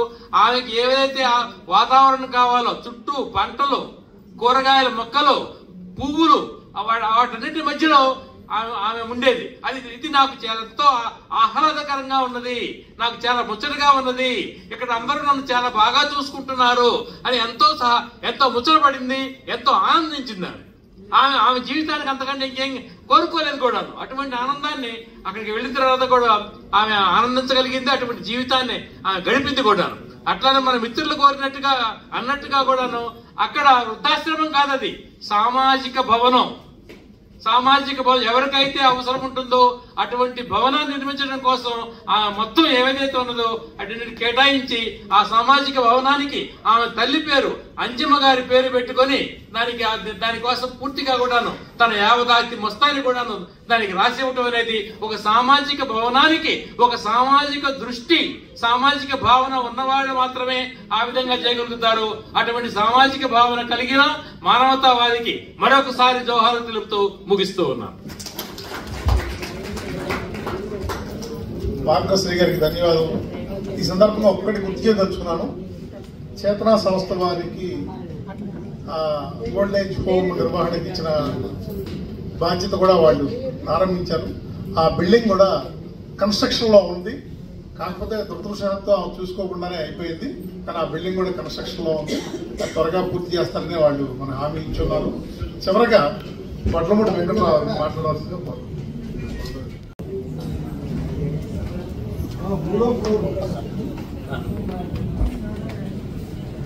విమలమ్మ గారి గురించి మన డయాస్పరాలో ఉన్నటువంటి పెద్దలు చాలా ఉదాహరణగా చాలా విపులంగా చెప్పారు. ఆవిడ చిన్నప్పటి నుంచి ఆదర్శ భావాలతో పెరిగి ఉంటారు. ఆవిడ సేవా కార్యక్రమాలు అంతగా వచ్చినాయంటే వాళ్ళ తల్లిదండ్రులు, తండ్రి చిన్నప్పుడే పోయారన్నారు. తల్లి చాలా ఆదర్శ భావాలతో పెరిగేపాటికి ఆ ఆదర్శ భావాలతోనే పెరిగి అలానే వాళ్ళ హస్బెండ్ కూడా ఆ ఆదర్శమూర్తి అయి ఉంటారు. బహుశా అందుకే ఆవిడ సపోర్ట్, ఇద్దరి సపోర్ట్ ఉండటం వలన ఆవిడకి సేవా కార్యక్రమాలు అనేటువంటివి బాగా వచ్చినవి. నా పేరు కూడా వడ్లమూడి వెంకటరావు, నాది కూడా గొల్లపూడి.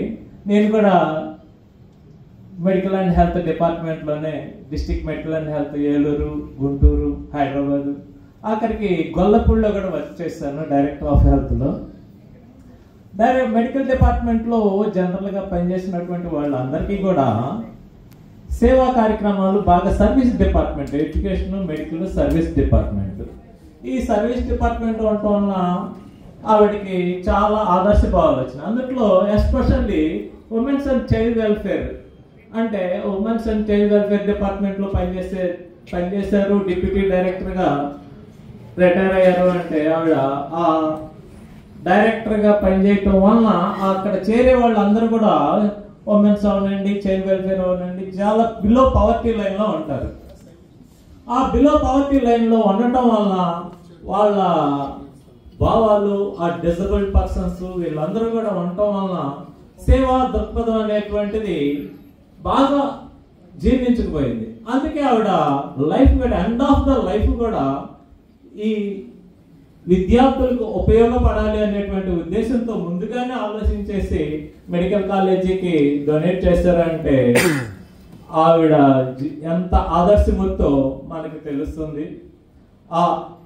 ఆవిడ చనిపోయినా కూడా ఆవిడ గుర్తులు అలానే ఉండిపోయినవి.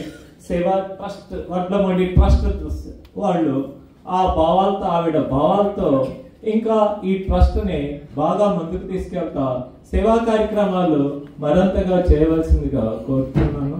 ఈ అవకాశం ఇచ్చినటువంటి వారికి నా కృతజ్ఞతలు. చెప్పడానికి ధన్యవాదాలు సోదరులకి. అలాగే ఆవిడ మహిళా సాధికారతకు ఒక గుర్తు. ఇప్పుడు ఆవిడ ఏదైతే ఆశయాల కోసం చేశారో ఆ రకంగా కొంతమంది విద్యార్థులకి మా ట్రస్ట్ తరఫున ఆర్థిక సహాయం ఈరోజు ఆ సంస్మరణ సభలో అందజేస్తున్నాము. దీనికి మా ట్రస్ట్ సభ్యుడు గొడ్లమూడి సుబ్బారావు వేదిక మీద వచ్చి ఆ వివరాలు ఏమి చెప్పి వాళ్ళని పిలిచి అందజేసే చేయవలసిందిగా కోరుతున్నాం.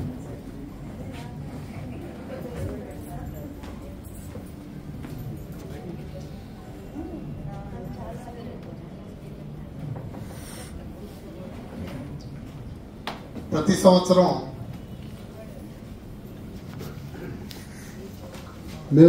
సంవత్సరం కూడా జనవరి 20వ తారీఖు మేధా అనే ఒక కార్యక్రమాన్ని నిర్వహిస్తున్నాం గొల్లపూడిలో.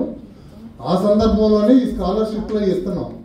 కానీ అనుకోకుండా ఈ సంఘటన జరగడంతో ఆమెకు నివాళి అర్పించే సందర్భంలో ఇస్తే బాగుంటుందని కొంచెం ముందుకి మా శక్తి కొలది మాకున్న ఇప్పుడు పరిమితి మేరకు స్కాలర్షిప్లు కానీ వితంతువులకు ఇచ్చే సహాయం కానీ ఈరోజు ఇద్దామని నిర్ణయించుకొని ఈ కార్యక్రమానికి నాంది పలికాము. సరే, తొలుత గొల్లపూడికి చెందిన ఇంటర్ చదువుతున్న విద్యార్థి బుక్యా ప్రసన్న కుమార్, తొందరగా రా. ఈ విద్యార్థికి ఆర్థిక సహాయం చెక్కు అందించవలసిందిగా ఆడిటర్ ద్రోణవల్లి కృష్ణార్జునరావు గారిని ఆహ్వానిస్తున్నాం. కృష్ణార్జునరావు గారు అంటే ఈ మా బీబీసీపీకి చాలా ఆత్మీయులు, గతంలో చాలా సేవలు అందించున్నారు ఆయన. అందుకని వారి చేతుల మీదుగా ఈ చెక్కులు అందజేస్తున్నారు.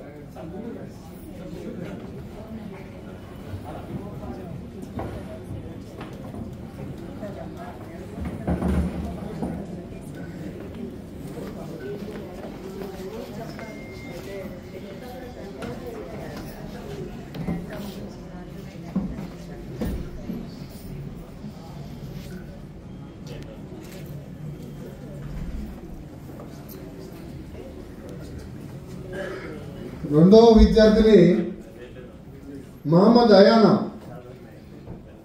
ఆ పాపని వేదిక మీదకి రమ్మంటున్నాను.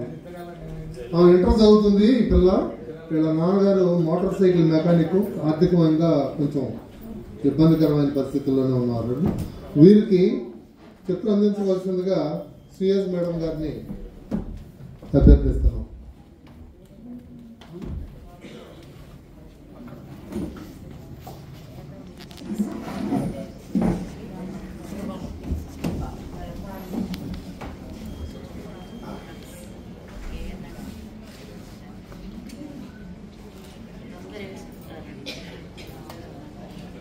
తదుపరి గొల్లపూడికి చెందిన ఇంకో విద్యార్థిని దొప్పల లేఖన. ఆ పాపను కూడా వేదిక మీదకి రామని ఆహ్వానిస్తున్నాం. అలాగే ఈ పాపకి చెక్కు అందించవలసిందిగా మా అగ్రజుడు వడ్లమూడి వెంకటరావుని వేదిక మీదకి రావాల్సిందిగా కోరుతున్నాం.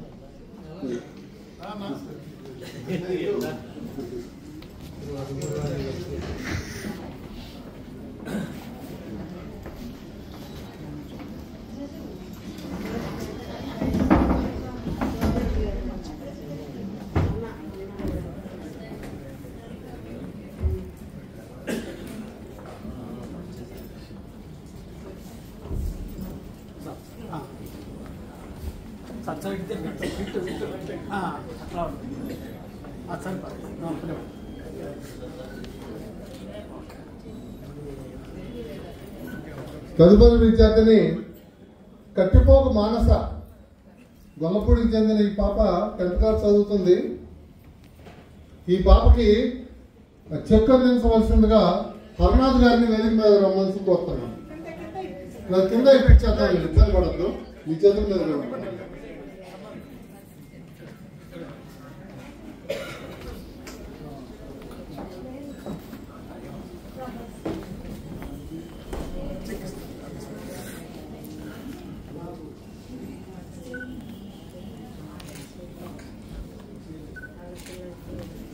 తదుపరి మచిలీపట్నంకు చెందిన 8వ తరగతి చదువుతున్న విద్యార్థిని మర్రాపు అభిషక్త. ఆ పాపని సరే వారి తండ్రి తల్లి ఎవరో సంరక్షకులు ఎవరైతే వాళ్ళు కావాల్సిన వీరికి మా విజయవాడ రూరల్ మండలం మాజీ అధ్యక్షులు మా అన్నయ్య వడ్లమూడి జగన్మోహన్ రావు చేతుల మీదుగా చెక్ ఇవ్వాల్సిందిగా కోరుతున్నాం.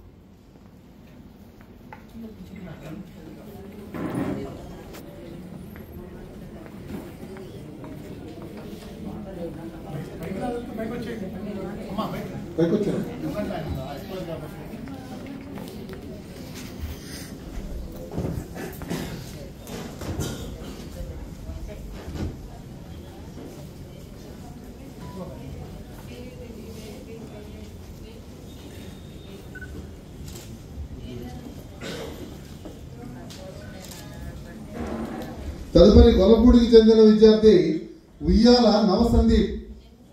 ఈ బాబు 9వ తరగతి చదువుతున్నాడు.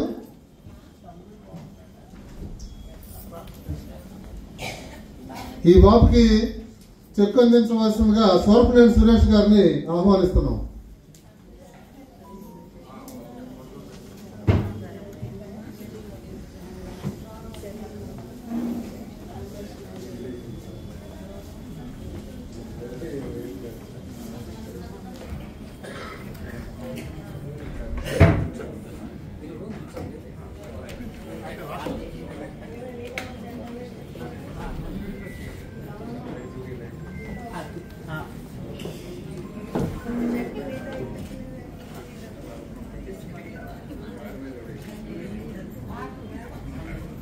ఇప్పటివరకు విద్యార్థులకు ఇచ్చాము.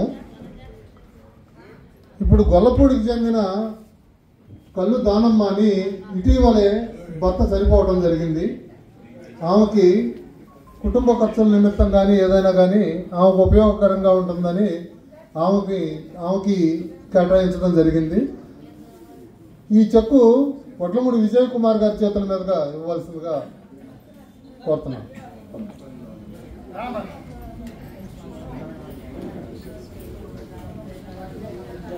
బయట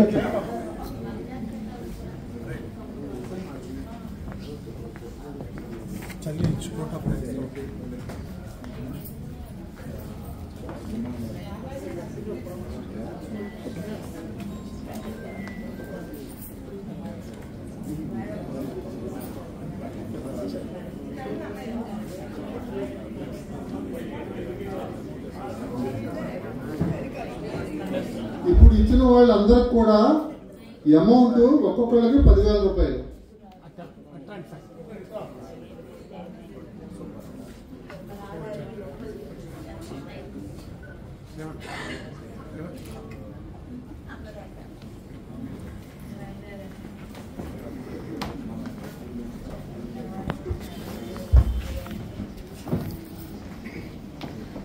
ఈ కార్యక్రమం చివరగా వందన సమర్పణ చేయబోయే ముందు ఒక విన్నపం. వచ్చిన వారందరికీ కూడా భోజనాలు అరేంజ్ చేయడం జరిగింది. అందరూ కూడా మా తృప్తికరకు భోజనాలు చేసి వెళ్ళండి. వందన సమర్పణ చేయవలసిందిగా మా ట్రస్ట్ మెంబరు వడ్లమూడి రవితేజాన్ని కోరుతున్నాం.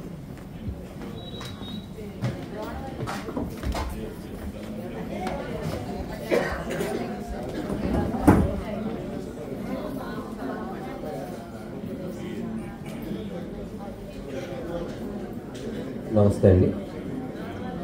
విమల గారి సంస్మరణ సభకు అతిథులుగా విచ్చేసిన ఎంబీవి మాకినేని బసవపున్నయ్య విజ్ఞాన కేంద్రం కార్యదర్శి పిన్నవనేని మురళీకృష్ణ గారికి,